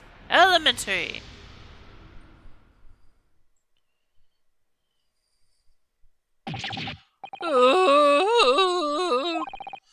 Not again, not again, not again. Not again! Well then, Mr. Natsume. It would appear you're gonna have to accompany me down to the yard. Again. But wait! Hold your horses! Yes. Door! Key! Locked! Entry! Exit! Entirely impossible! He's so flustered he's being even stranger than normal. What? You think that's an alibi? You could have just made a copy. What? You live in the same building, after all. You'd have had plenty of opportunity, I'm sure. But... Misery me! Sorry, sir. You'll get your chance to give your side of the story later. The facts speak for themselves, Mr. Mustache. You horrible hairlock Sholmes! He really has found himself an arch rival now, hasn't he? Come now, no dilly-dallying. Outside, there's a carriage waiting. Locum student Mr. Naruhodo, Esquire! I never imagined I'd be in this position again, but... You have to help me! Please, please, I'm innocent! Alright, I understand. We'll come to your cell later and talk about it. And one more thing. Oh, yes? My poor little kitty cat. Please give him his breakfast for me!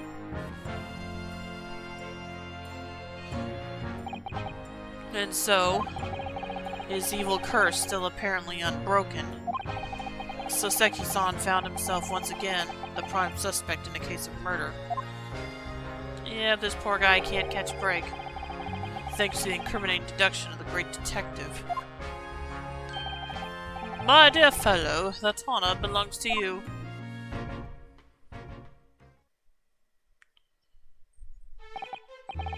Well, at least that means Inspector Gregson is no longer here. We can examine the crime scene in more detail now. Yes, that's right. And of course. What? Have you forgotten what the inspector mentioned before?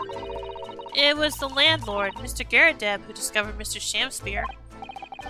Ah, Mr. John Garadeb, yes. I expect we could find him in his sitting room on the top floor as usual. Right, we must remember to go and talk to him later then.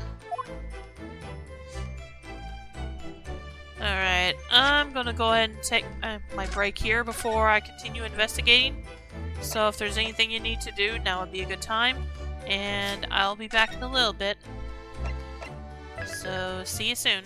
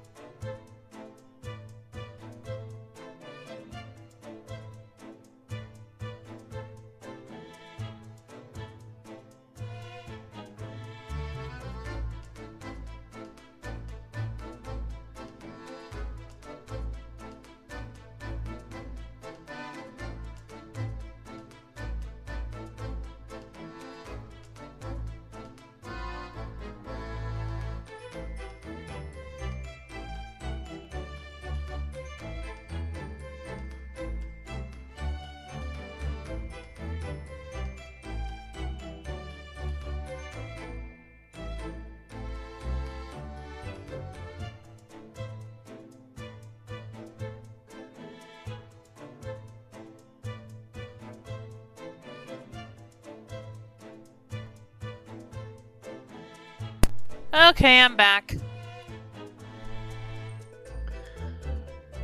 So let's continue. Let's see. I've already examined everything. I think I have. Oh wait, no I haven't, because the guy wouldn't let me. Alright, let's get started then. The inspector wouldn't, rather. There's not much on these shelves, is there? Just this wine glass and bottle. And both of them are cracked. Yes, not much use, are they?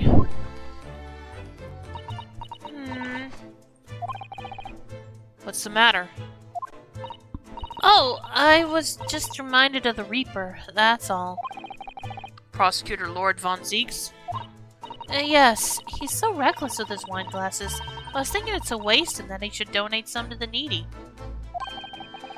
You can suggest it next time we meet.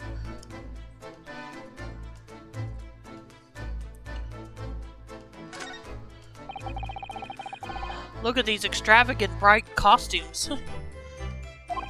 Somehow they look out of place in this room with its grim, shady goings-on. This one looks like a king's attire. A king? I've always dreamt of being a king. Oh, I think you'd be more suited to a feudal lord, a daimyo or such like.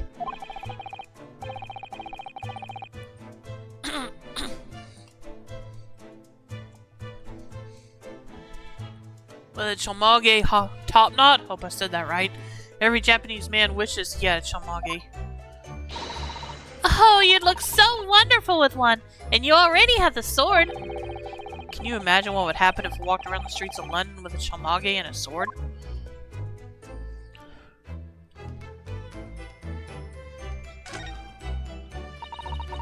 As we've seen from the outside, the window is completely bricked up. A vestige of the former window tax that Britons had to pay. What strange things they used to tax in Great Britain. I mean, making people pay for the number of windows they had in a property. It's extraordinary. It's heartbreaking to think of the poor having to block up their windows just to avoid an unaffordable tax. Oh! What is it, Mrs. Otto? If you look closely, a number of the bricks are loose. Ah. Oh yes, it looks as though an amateur has broken out a few of them just here. Was it Mr. Shamspear who did it, I wonder? Being the lodger in this room. Oh, look at this, Mr. Naruhodo. On the outside, there's a little ledge. And there's something on it. What, outside?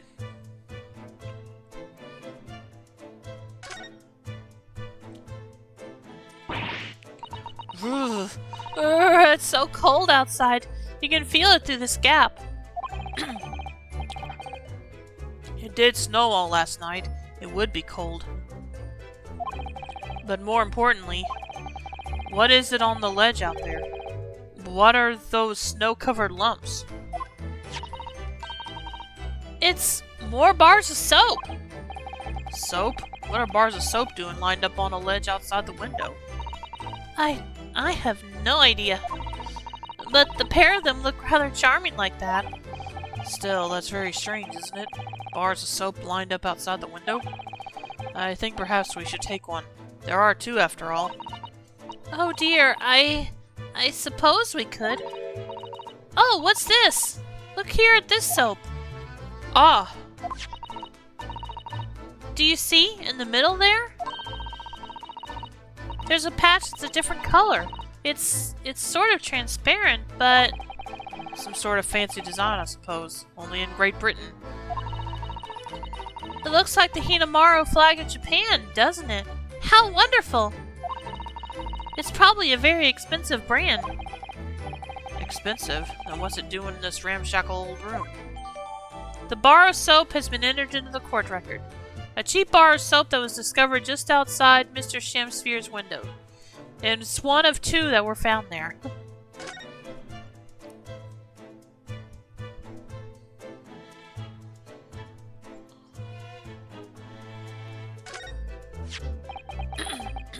And here we have another disproportionately large machine. This looks like a meter of some kind. Ah, this is a gas meter, I think. It seems that in this district, residents pay for gas as they use it with coins. Oh, I see. Yes, now you've pointed out. I can see that there's a slot just here that looks like it would take a coin. So you mean if you put a coin in here... That's right. That would buy you about 2 hours of gas for lights and heating. So, if you were a poor person with no money, you'd have to sleep in the freezing cold? Yes, or if you were a scatterbrain with no change because you forgot to exchange your money at the bank. Thank goodness there's no meter in our office.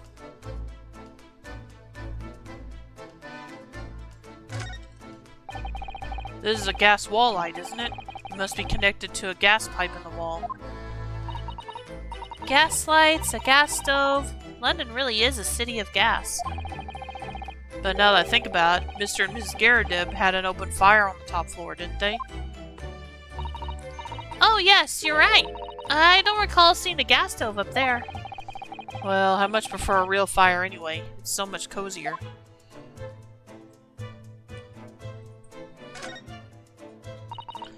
This is some sort of makeshift stage, I think, isn't it? Where does the audience sit, though, for the nightly Shakespeare performances? Actors aspiring to the great stage must practice their art, Mr. Naruhodo, with or without an audience. In fact, on a related note, perhaps you should set up a mock bench for the defense in your office. What? Then you can practice your art every single day. I'll think about it. If you promise to don a beard and play the role of the judge. Well, if that would help you achieve your goal. This I have to see. Yeah, can we see her dressed like a judge next? Alright, Oh, the poor man. So young to die. Do you suppose it was a very painful death, being poisoned as he was? I don't know. All we can do now is hope that he'll be reborn to a better life. Yes, I suppose you're right. I wonder. Do you think that putting our hands together in a Japanese prayer will help a British soul? Sorry? I made sure I had a reference at the ready for just such an occasion as this, actually. This book is entitled The Beginner's Guide to Praying for the Departed, the British Way. I'll just reread it now. One moment. There's quite a spine on that book, isn't there?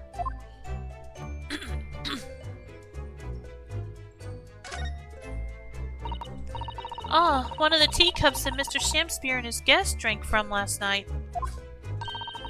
But don't go drinking from them, Mr. Naruhodo. There's bitter poison inside. I'm not planning on drinking any, don't worry. Anyway, the cups are both empty. That's true. So, one was Mr. Shakespeare's, and the other must be the cup that Mr. Natsume was drinking from. But Soseki-san wasn't poisoned, of course. Perhaps we should take these so we can examine them in more detail later. The pair of teacups has been entered into the court record. The teacups used by Mr. Shakespeare and Mr. Natsume. The one with the green line around the rim was Mr. Natsume's.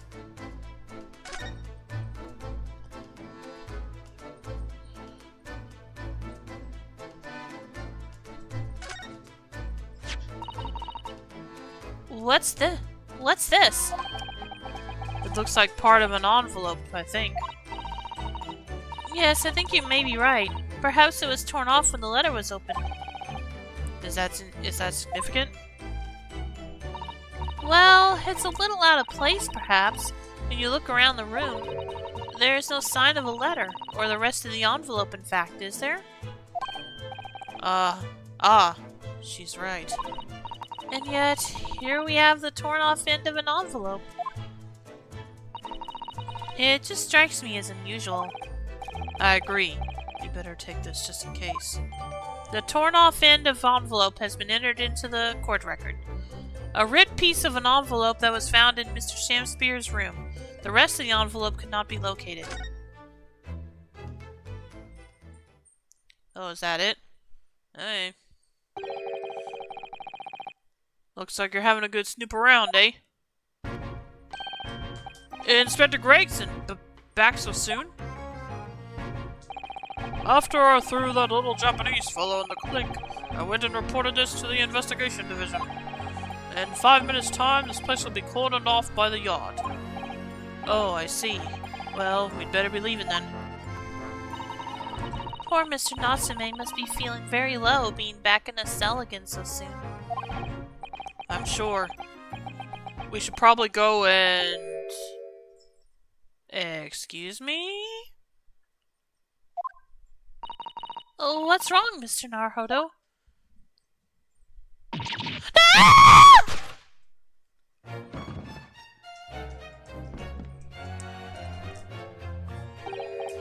Out!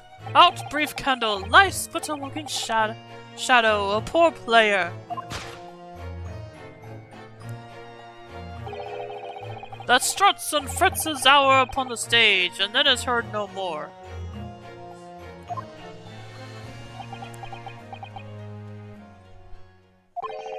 Now, how soundeth the next part?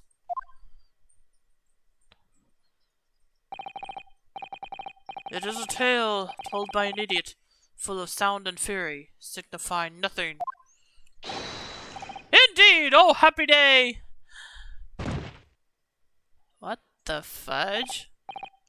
Whoa, what? Walking Dead! What the fudge? Okay, yeah, seriously, what the fudge is that? The fellow isn't dead at all? What was that nonsense he was saying, though? I think... Yes, it was from William Shakespeare's Macbeth. A soliloquy from Act 5, Scene 5. How much info does she have in that book? Shakespeare.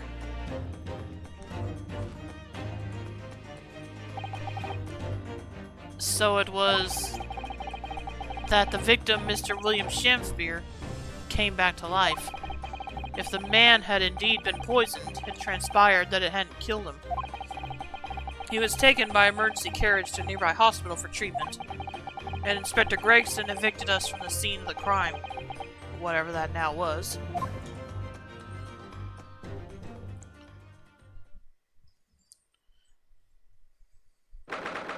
21st February, Briar Road.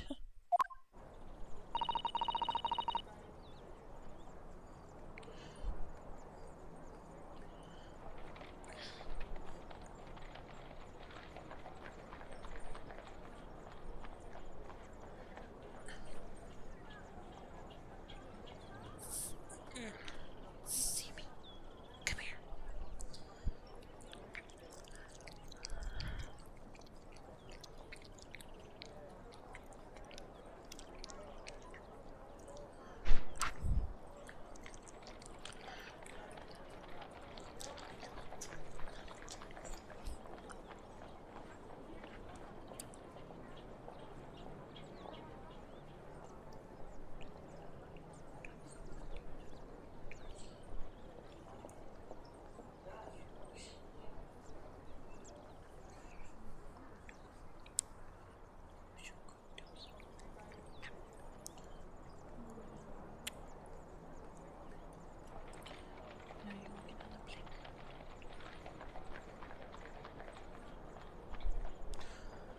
Whatever do you think will happen now? Good question. What a strange situation for Mr. Natsume. Arrested for murder, but then the victim comes back to life. I think perhaps the victim was never dead in the first place. Well, yeah. It seems very likely that Mr. Shakespeare did consume poison as we deduced. But was it an accident, attempted suicide, or attempted murder? Until the truth can be established, I imagine the police will keep Mr. Natsume in custody. I suppose so. Let's hope it doesn't come to anything more than a night in the cells. Oh, what's this? What's that man doing over there? He looks like he's trying to see into Soseki-san's lodgings. Well, good luck with the bricks there.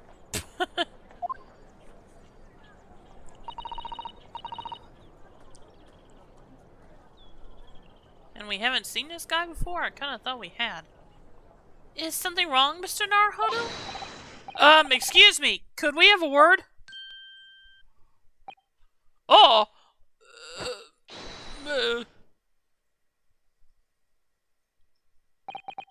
He just ran off.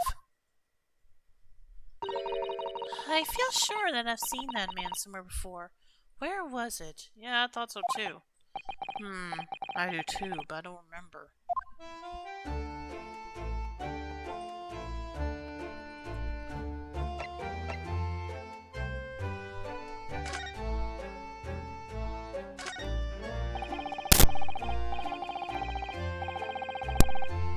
With the exception of the top floor where Mr. and Mrs. Garrideb live, all the windows are bricked up.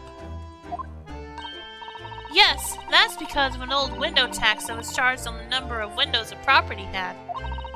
In order to pay less tax, the poorer members of society filled in many of their windows. But the tax has since been abolished, hasn't it? So the windows could all be opened up again, surely. Unfortunately, it would appear that the residents of this district can't afford to pay to have the work done. Yes, that is a sad state of affairs.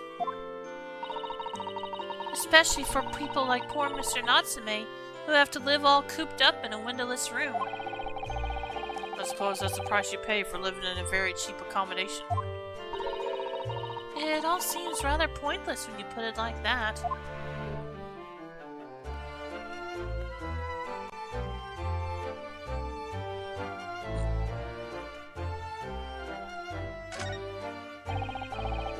The Garrideb household, with Mr. Natsume's lodgings, are in a prominent position there on the corner.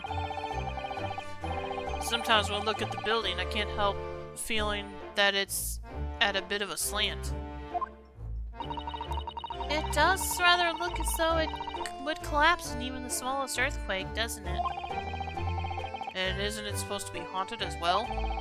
I think I might have a hunch as to why Soseki-san has such a hunched back. Oh, I thought maybe studying this part.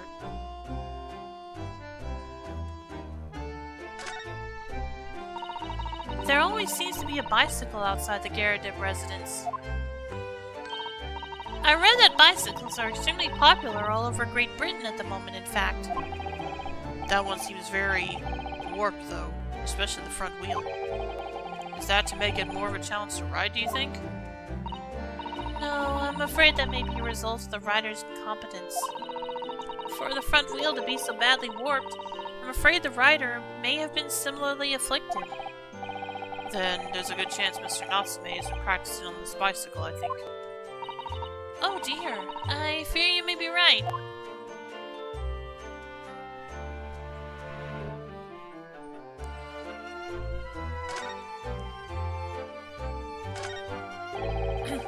Why has somebody built this snowman on some sort of pedestal, do you think? That's not a pedestal, Mr. Naruhodo. That's part of the snowman's body. Really? That already has a perfectly good body.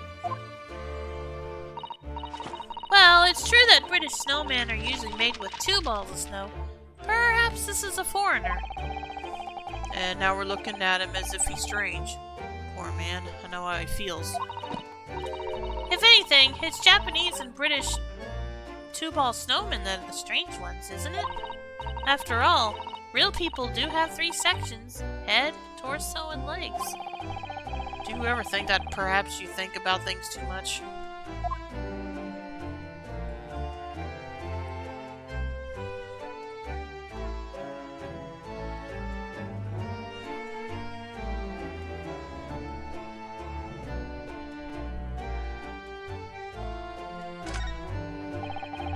London's blanketed in fog again today. The sky is covered in cloud. But if you look carefully in the distance, you can just make out the crystal tower being built. Ah, the Crystal Tower, yes. The centerpiece of the great exhibition that's to open in 6 months' time. Everyone's talking about the Great Exhibition of London at the moment, it seems. Well, it's to be the largest event of its kind anywhere in the world, with technology and scientists from all over. I can't wait for it myself! Do you think visiting students from the Far East like us will be granted entry?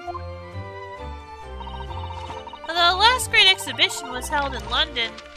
Had more than 6 million visitors, it seems. And this time, the British are determined to make it an even bigger success to outdo the Paris exposition. I see. That's an incredible number of people.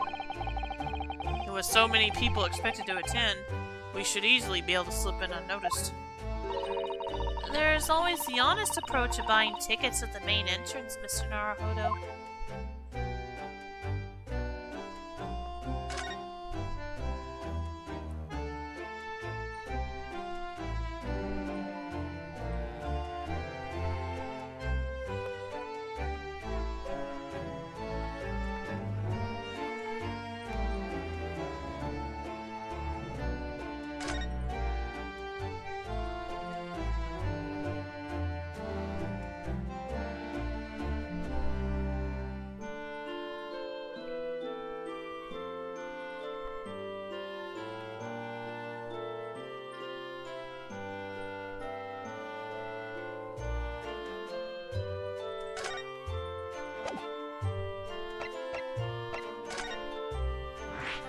A new location has been added.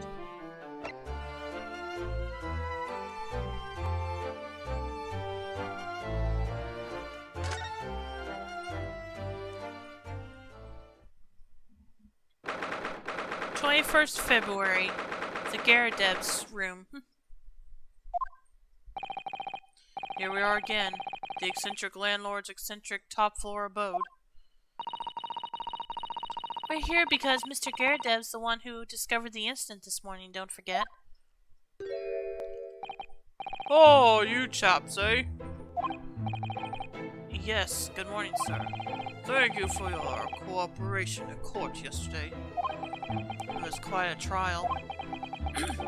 As much for Mr. Garadeb as anyone, really. Came straight back here after all that business at the Bailey yesterday. I didn't expect to wake up to more bally nonsense this morning. I wonder, if you wouldn't mind telling us exactly what happened, Mr. Garadeb. Yes, I suppose you'd like to know all about that dead loss of an actor chap in the ground floor room. Those are exactly Inspector Gregson's words, weren't they?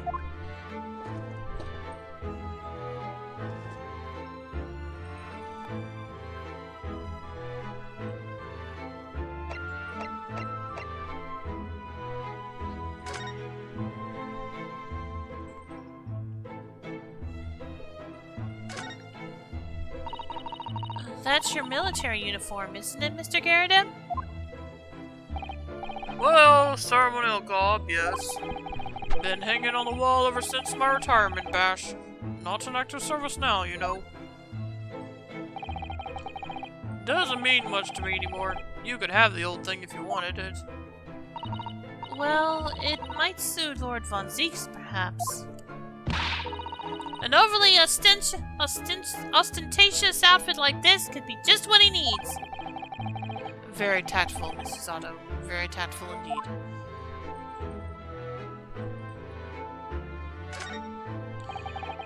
Good to see Mr. Garadeb's Medal of Honor still proudly displayed on the wall.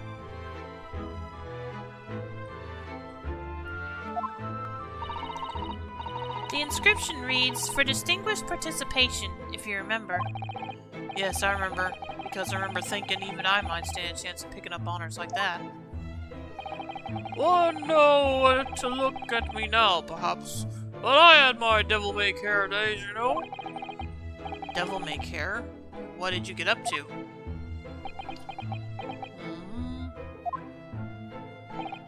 Well, all in the past now, of course. And best left there.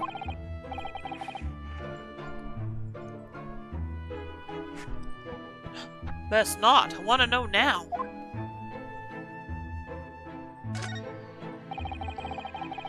You look very dashing in your uniform there, Mr. Garrideb. Oh, that old portrait, eh? Drawn by an art student who used to rent the room downstairs. Oh, you look so wonderfully young and courageous and strong. Yes, well, the chap presented it to me one day and asked if I'd let him off the month's rent in return. Oh, I see. So, you did, presumably? I bally well did not. Oh! A portrait is a portrait, but rent is rent, eh? And yet it's still there proudly on the wall. Except he needs to straighten it.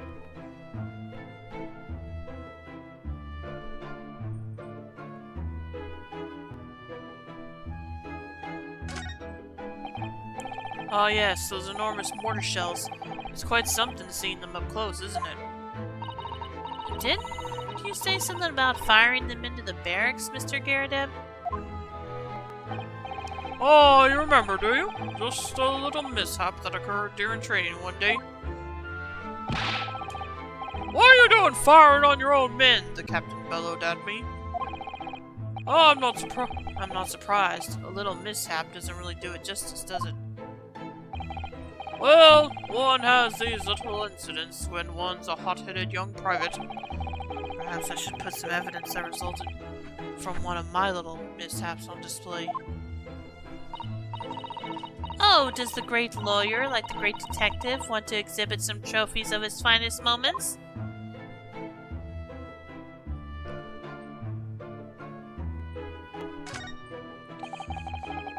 We know what the screen is hiding now. The aftermath of the fiery altercation the other day. Yeah. Humph, don't suppose I'll be able to clear that mess up for some time now. Oh dear, this must be a very difficult situation for you. I'll say, people talk about twist of fate and whatnot. But there's a twist and a half, a rotten show all around. He's clearly struggling with everything that's happened.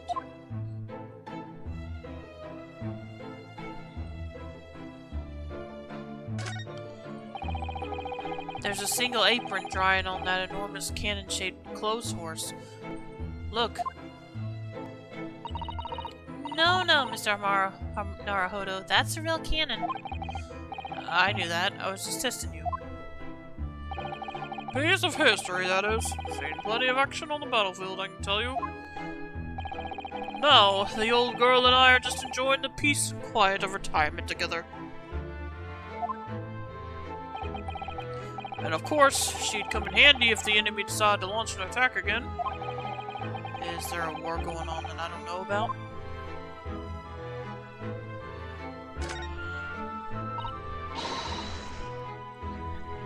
Oh, a copy of Rant's magazine! The Adventures of Herlock Sholmes is being read all over London! Isn't it wonderful? Naturally, one asks oneself if such a singular detective could really exist. But having met the chap, it's undeniable. He is most certainly singular. Singularly dangerous. That's genuine public opinion for you, Mrs. Otto. Perhaps it should be reflected in the stories? Make no mistake, Mr. Naruhodo. I intend to snuff out this sort of public opinion we just heard personally. I'm starting to see where Mr. Sholmes' untainted reputation comes from now.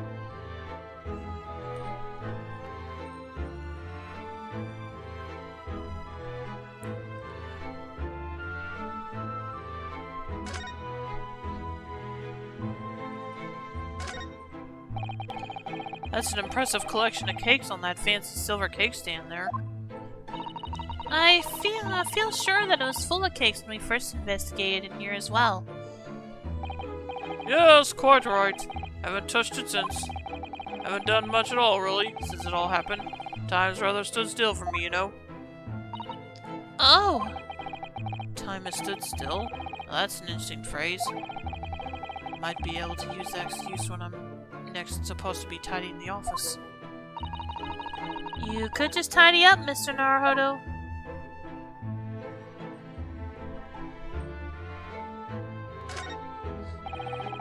These shells look like they've been completely torn apart by a wild beast. Humph! Reminds me of the Battle of my wand, don't you know?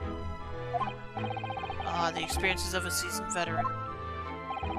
Enemy had us surrounded on all sides. We really thought we were done for, the whole bally company. We were taking a real pounding from their cannons, so all we could do was run for our lives. Oh, I thought that story was going in a different direction, actually. Well, the whole experience taught me one thing, I can tell you. When you're done for, you're really done for. That's not what a lawyer who often finds himself under fire wants to hear.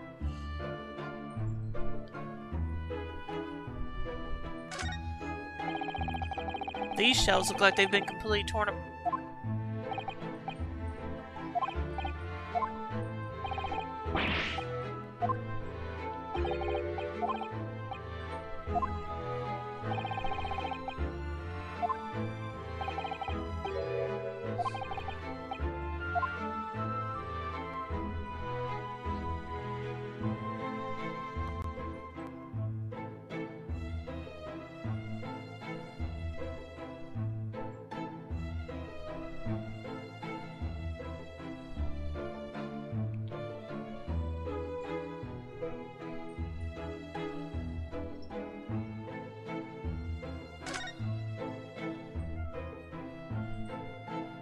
Okay, yeah, I think that's everything.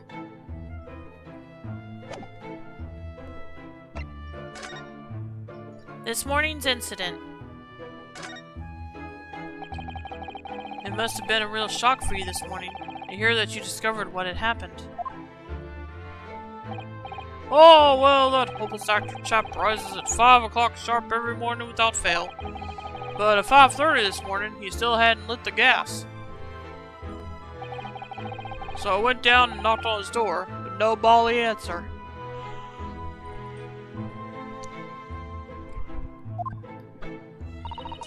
And that's when you broke into his room by kicking down the door? Well, I called on that rum-looking Japanese chap to do the grunt work, of course. But wasn't it a little premature to kick the door down? The man could have just overslept by half an hour. That's very true, Mr. Naruhodo. If 30 minutes oversleeping warranted such behavior, I'd have to kick your door down every morning. Well, you know, better to be safe than sorry and all that. Is it just me, or is he avoiding our gaze now all of a sudden? Except that it was a sorry situation indeed that you found on the far side of that door. Mr. Shamspear.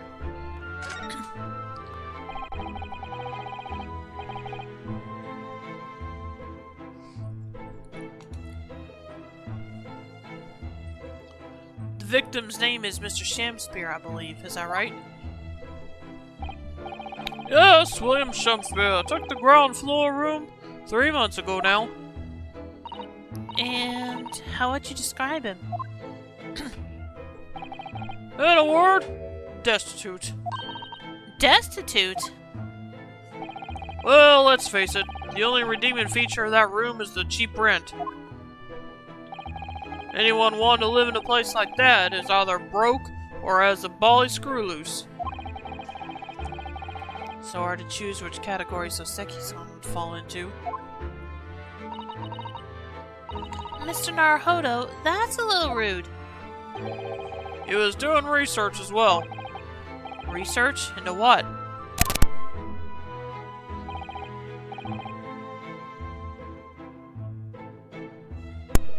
Shakespeare, of course, Shakespeare. Read a few plays of the old bard myself, you know. Romeo and Hamlet and all that. Okay. Yes, William Shakespeare is England's most highly regarded classical playwright and author. He is known as Sao in Japanese, as you know, and many of his works have already been translated. It seems incredible that Shakespeare was shortened to Sao, though. Someone was too heavy-handed there. A lot of costumes in the victim's room, actually, weren't there? Of course, Mr. Natsume is a scholar of English literature as well. I imagine he and Mr. Shamspeare would have had much in common. Shakespeare interpretation disagreement leads to shocking murder. Let's hope it's not that. Mr. Naruhodo, really, how rude! Yesterday's events. After Mr. Natsume's trial yesterday, you came straight back here, I believe, didn't you?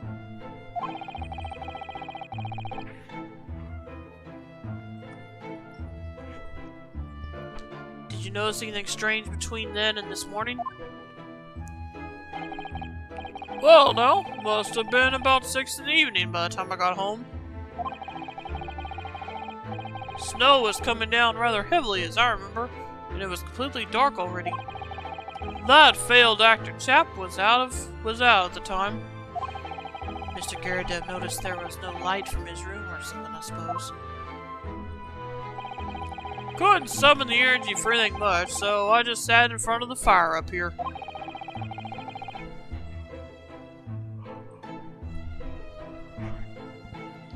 It was right after 8 before Shakespeare got back. And the chap was up until past 1 in the morning. I'll have you know. Suppose he met his end sometime after that. I was asleep by then, so I'm rather in the dark there. Well, thank you. That was very illuminating. Is everything alright, Miss Susato? Well, I was just thinking it's a little strange, that's all. Mr. Garridev, you were up here in your room all evening, if I've understood correctly? Not a big fan of stairs. Not with this blasted leg. Then, how is it that you seem to know? The precise movements of your tenant on the ground floor, I mean. Oh! That's a very good point. I thought he was about to completely fall over for a moment. I can't imagine that you could hear noises from the ground floor all the way up here. Does this old man like to spy on his tenants? Is that it? I say, I know what you're thinking. It's a bully outrage. I'm ex-military, don't you know? I don't go around spying on my tenants. Why would I? Then how did you know, Mr. Garridev? It's the gas, woman. The gas tells me everything. The gas?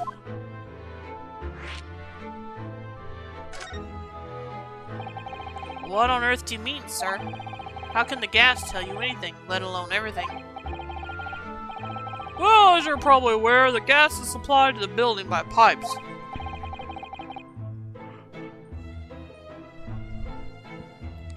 Yes, I'd more or less worked that out.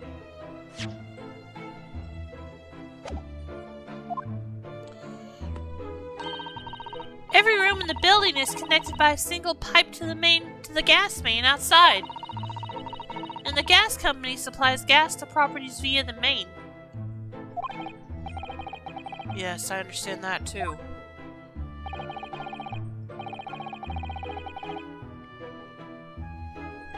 Let me see if I can explain. Let's say I was to light the gas lamps up here. What do you suppose would happen? Well, obviously the room would get brighter. Exactly, but at the same time, the lights in all the other rooms of the house would dim for a moment. What? They dim? Why?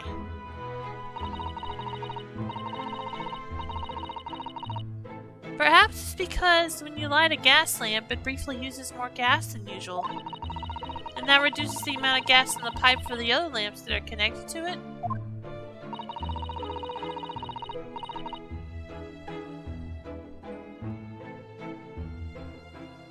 It might explain why the other lamps dim momentarily, mightn't it? Yes, of course, because everything's connected to a single supply pipe. Is that supposed to happen, though? It sounds rather undesirable. Jolly good point. Fact is, the gas company's pipes in these parts are pretty hopeless. Long worn out, and barely got any gas in them to start with. Opposite's also true, of course. Extinguish the lamps up here, and they glow brighter in the rest of the house. Oh, right, I see. So by watching the flickering of the lamps in one room, you can determine what's happening elsewhere. You've got it!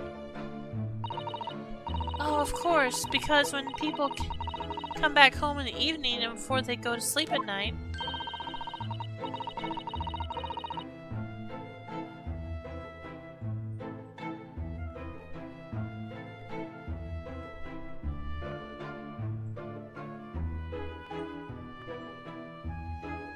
What they're guaranteed to do is either light or put out their lamps and fires. Clever. In point of fact, the room on the ground floor and the one above it use slightly different amounts of gas. By watching the lights in here closely, I can work out almost exactly what's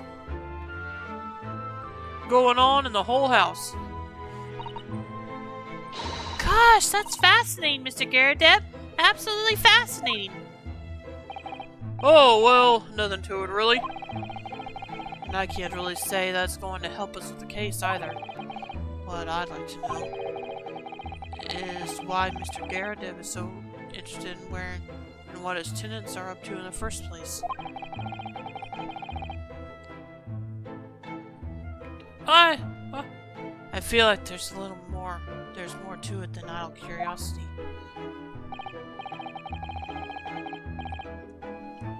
Well, we've done as much investigating here as we can, I think. Perhaps we ought to go to the prison and speak with Mr. Natsume again. A good idea.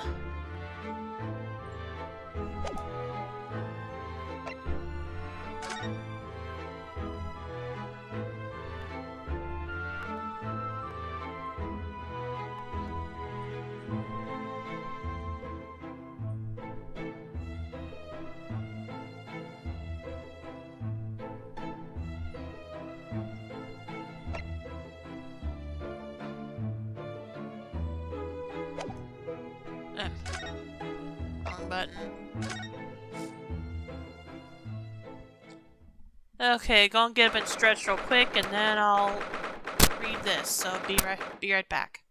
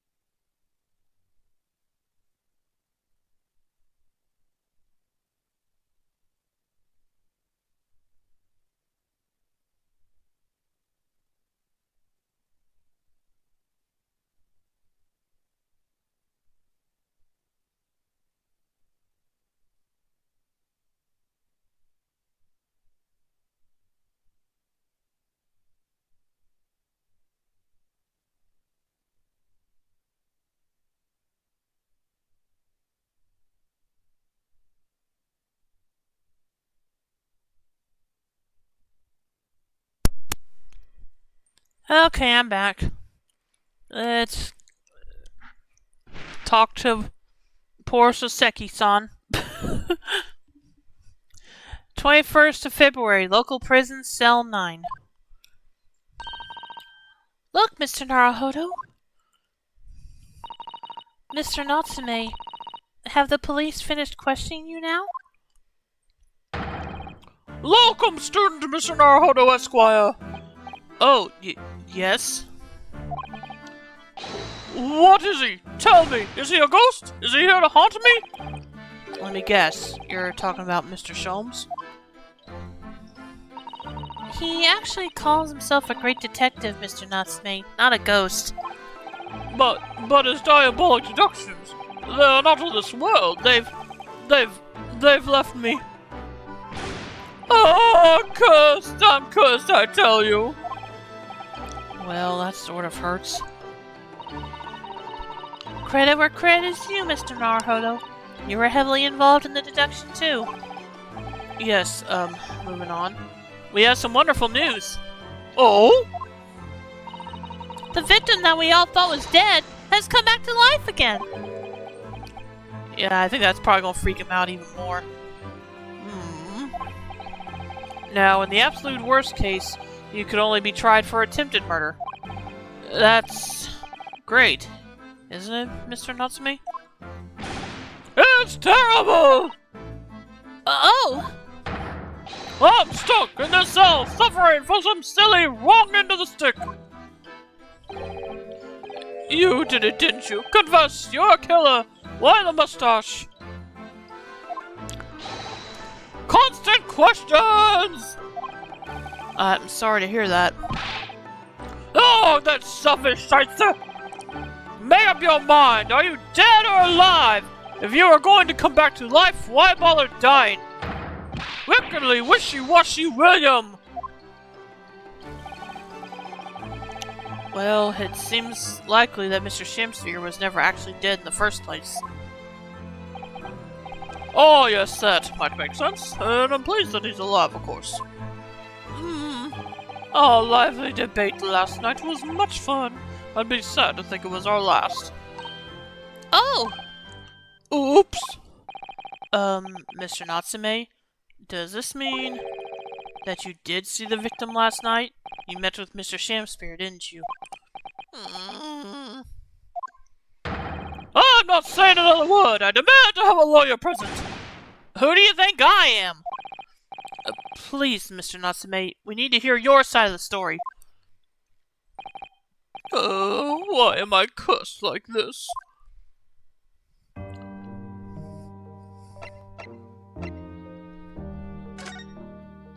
What happened? Can you tell us exactly what happened last night then, Mr. Natsume? There's nothing to tell! But, Mr. Naruhodo Esquire, I'm eternally grateful to you for helping me with that accursed case yesterday. The case that saw poor Miss Green hospitalized after she ended up with a knife in her back. It's hard to believe that was only yesterday. After the trial was over, I trudged my weary way back to my lowly lodgings. And that evening, at past 9 it must have been, I visited Mr. Shamsphere. So, you did go to the victim's room then? As we feared. I didn't do anything wrong! I'd never been to his room before, it was the first time! Then what made you decide to go? I bumped into him on a ride back to the house. We got chatting, and it developed a new discussion. But he had to go out, so I bade him farewell. That ties in with what Mr. Garrideb said, that the victim went out and came back after 8. We met again later that evening, at around 9 or just after, when I took him some nice tea I'd brewed as a gift. So it was you who brought the tea that had clearly been drunk at the scene then? And I suppose you were discussing the works of Shakespeare, were you? Yes, that's right. That's exactly right. Romeo and Juliet! Who was the stronger? It was a delightful debate. Okay. I'm sure... Such a stimulating subject, Shakespeare! And the debate became very heated, so you slid poison into Mr. Shamspeare's tea. Ah, really, Renosuke? No, never! Not at all! Team Juliet won! That was me! And when I left his room, the flamboyant fellow was fighting fit, I swear it! Categorically!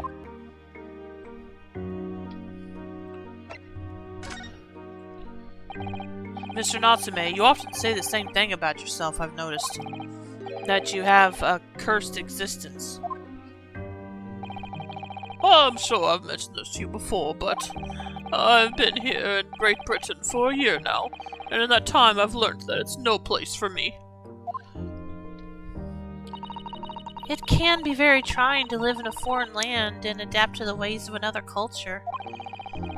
There are foreigners everywhere I look, and they all stare at me. They all laugh. That's the impression I get whenever I go out. It makes me scared to leave my room. Which is why I become a recluse. But even in my room, I find no respite from my fears. I've moved more times than I can remember, and then 1 week ago I moved into Briar Road. But why? I mean, why'd you choose that place? It doesn't seem very comfortable. Because the rent is cheap. I have so little money it spoke to me. The rent? Obviously, there's a reason why it's cheap. Because the room is cursed. Cursed? Cursed how? The previous occupant, the man who lived there before I took the room, died there. Oh no! He was only a young man, but one morning he was found dead, and no one could explain why. Surely no one would want to live in a room with a history like that. I didn't. When the letting agent recommended the place, I wavered. But I want books! And books cost money! A horrible history is a small price to pay! When I realized it would mean I could buy more books, I signed the lease like lightning. Brave or blinkered? But after I moved in, I soon came to realize what I'd done. I realized how horrible that room's history really was. Gosh, was it really so awful? Horrible history. How did the room's horrible history affect you, Mr. Natsume? What happened? At first, it was just a feeling. The feeling of beady eyes bored into my back, watching me. Do you think that might just have been your mind playing tricks on you? No. My mind doesn't know any tricks. It was someone else. It's been one long nightmare ever since I was given the keys to the place. A nightmare? You've been having bad dreams, you mean? All the souls who died in that room lean over me in my sleep and try to strangle me! That really is horrible. And now I come to think of it, it happened again last night too. The very same night that Mr. Shamspeare was writhing in agony from the poison in his body. I was on the verge of being suffocated silently by those miserable spirits in my room! You simply must move out of that room as soon as possible. Yes, you're right, I know it. And that's why I'm already searching for the next room with a history to call home.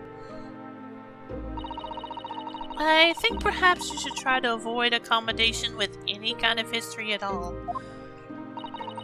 Otherwise, I'm scared that you yourself may become history.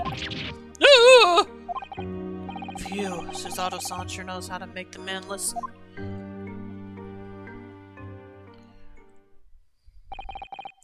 Of course.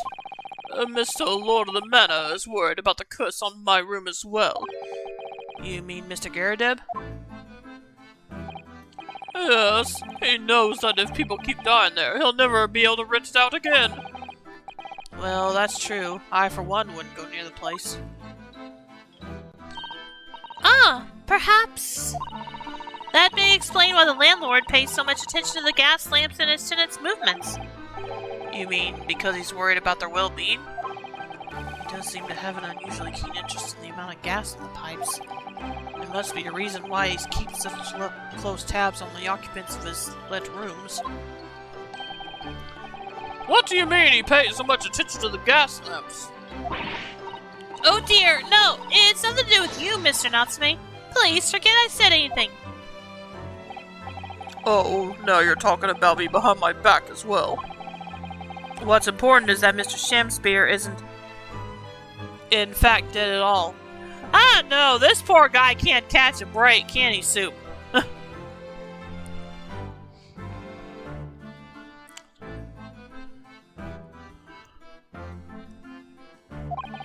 Once he's come around and he's able to tell us what happened, we'll be able to get you released. And welcome again to the stream. How you doing tonight?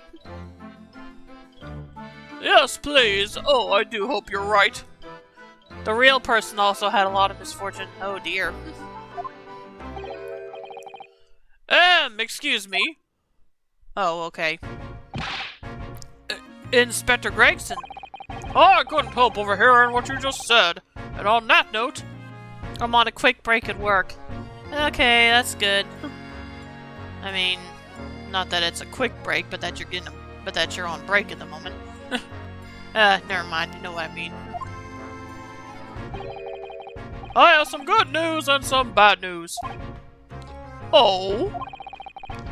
Which do you want first? Wait a minute, when did this case take place? Yeah, this is a flashback case. It's actually happened just the day after the Soseki's last case.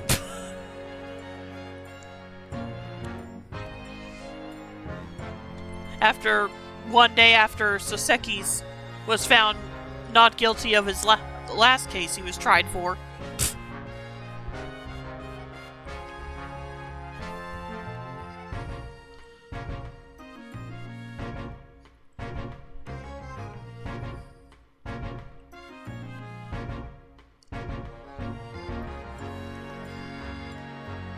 Spoiler alert, he somehow makes it to Japan to witness a murder.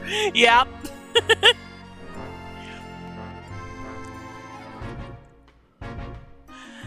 Which do you want first? Always, every time, the bad news comes first. Good call. When hope is all you have, hold on to it. That's my guiding principle. Since when? Alright, well, in that case, the good news it is. No, he said bad news first! Oh my gosh. Oh? Sorry, but it's just a lot easier to explain everything that way. That's why I asked. Well, why did you ask me my preference? As you might have heard, the victim, Mr. Shamspear, was just unconscious. He's come around now. Yes, we saw it happen in all its terrifying glory. Yeah, I think I actually managed to pull off a convincing scream as Susano because of that. He's still being treated by the doctors, but we've managed to get a written statement from him already. Oh, isn't that wonderful, Mr. Natsume? Oh, thank goodness, it's all over then. I can leave this somber cell. Yeah, I'm not so sure about that. We haven't heard the bad news yet. Sorry, no, that's not on the cards. That's in the cards, but okay. What? Why ever not, Inspector? Mr. Shamspear has implicated someone as being responsible for what happened last night. Implicated someone? Oh dear! Oh, you don't mean...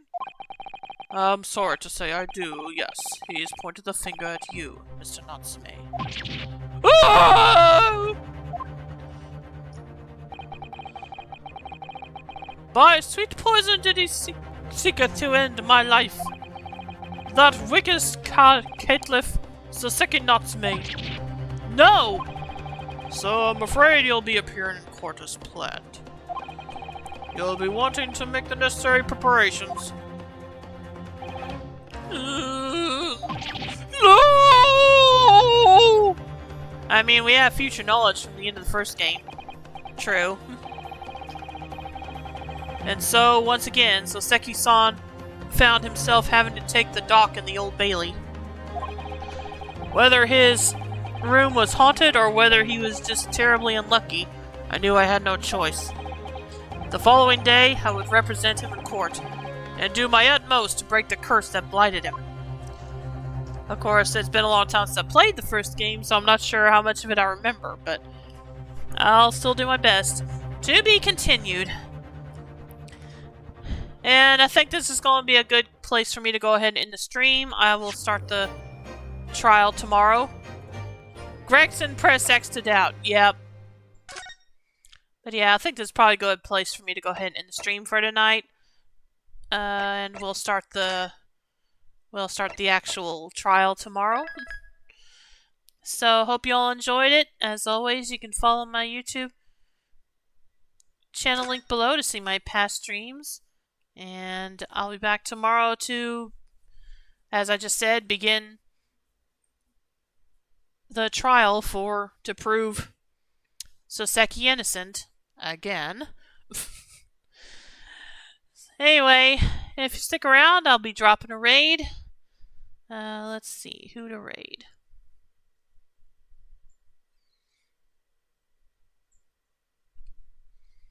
But yeah, I hope you understand why I'm ending already. Like I said, I just think this is a good place to do so. We'll go ahead and raid R.L. Ritchie, who is playing Bug Fables, The Everlasting Sapling. So I hope you'll stick around for that. And I will see you, of course. Aw, thanks, Soup. And I'll see you all tomorrow. Have a good night. Take care, everyone. Bye.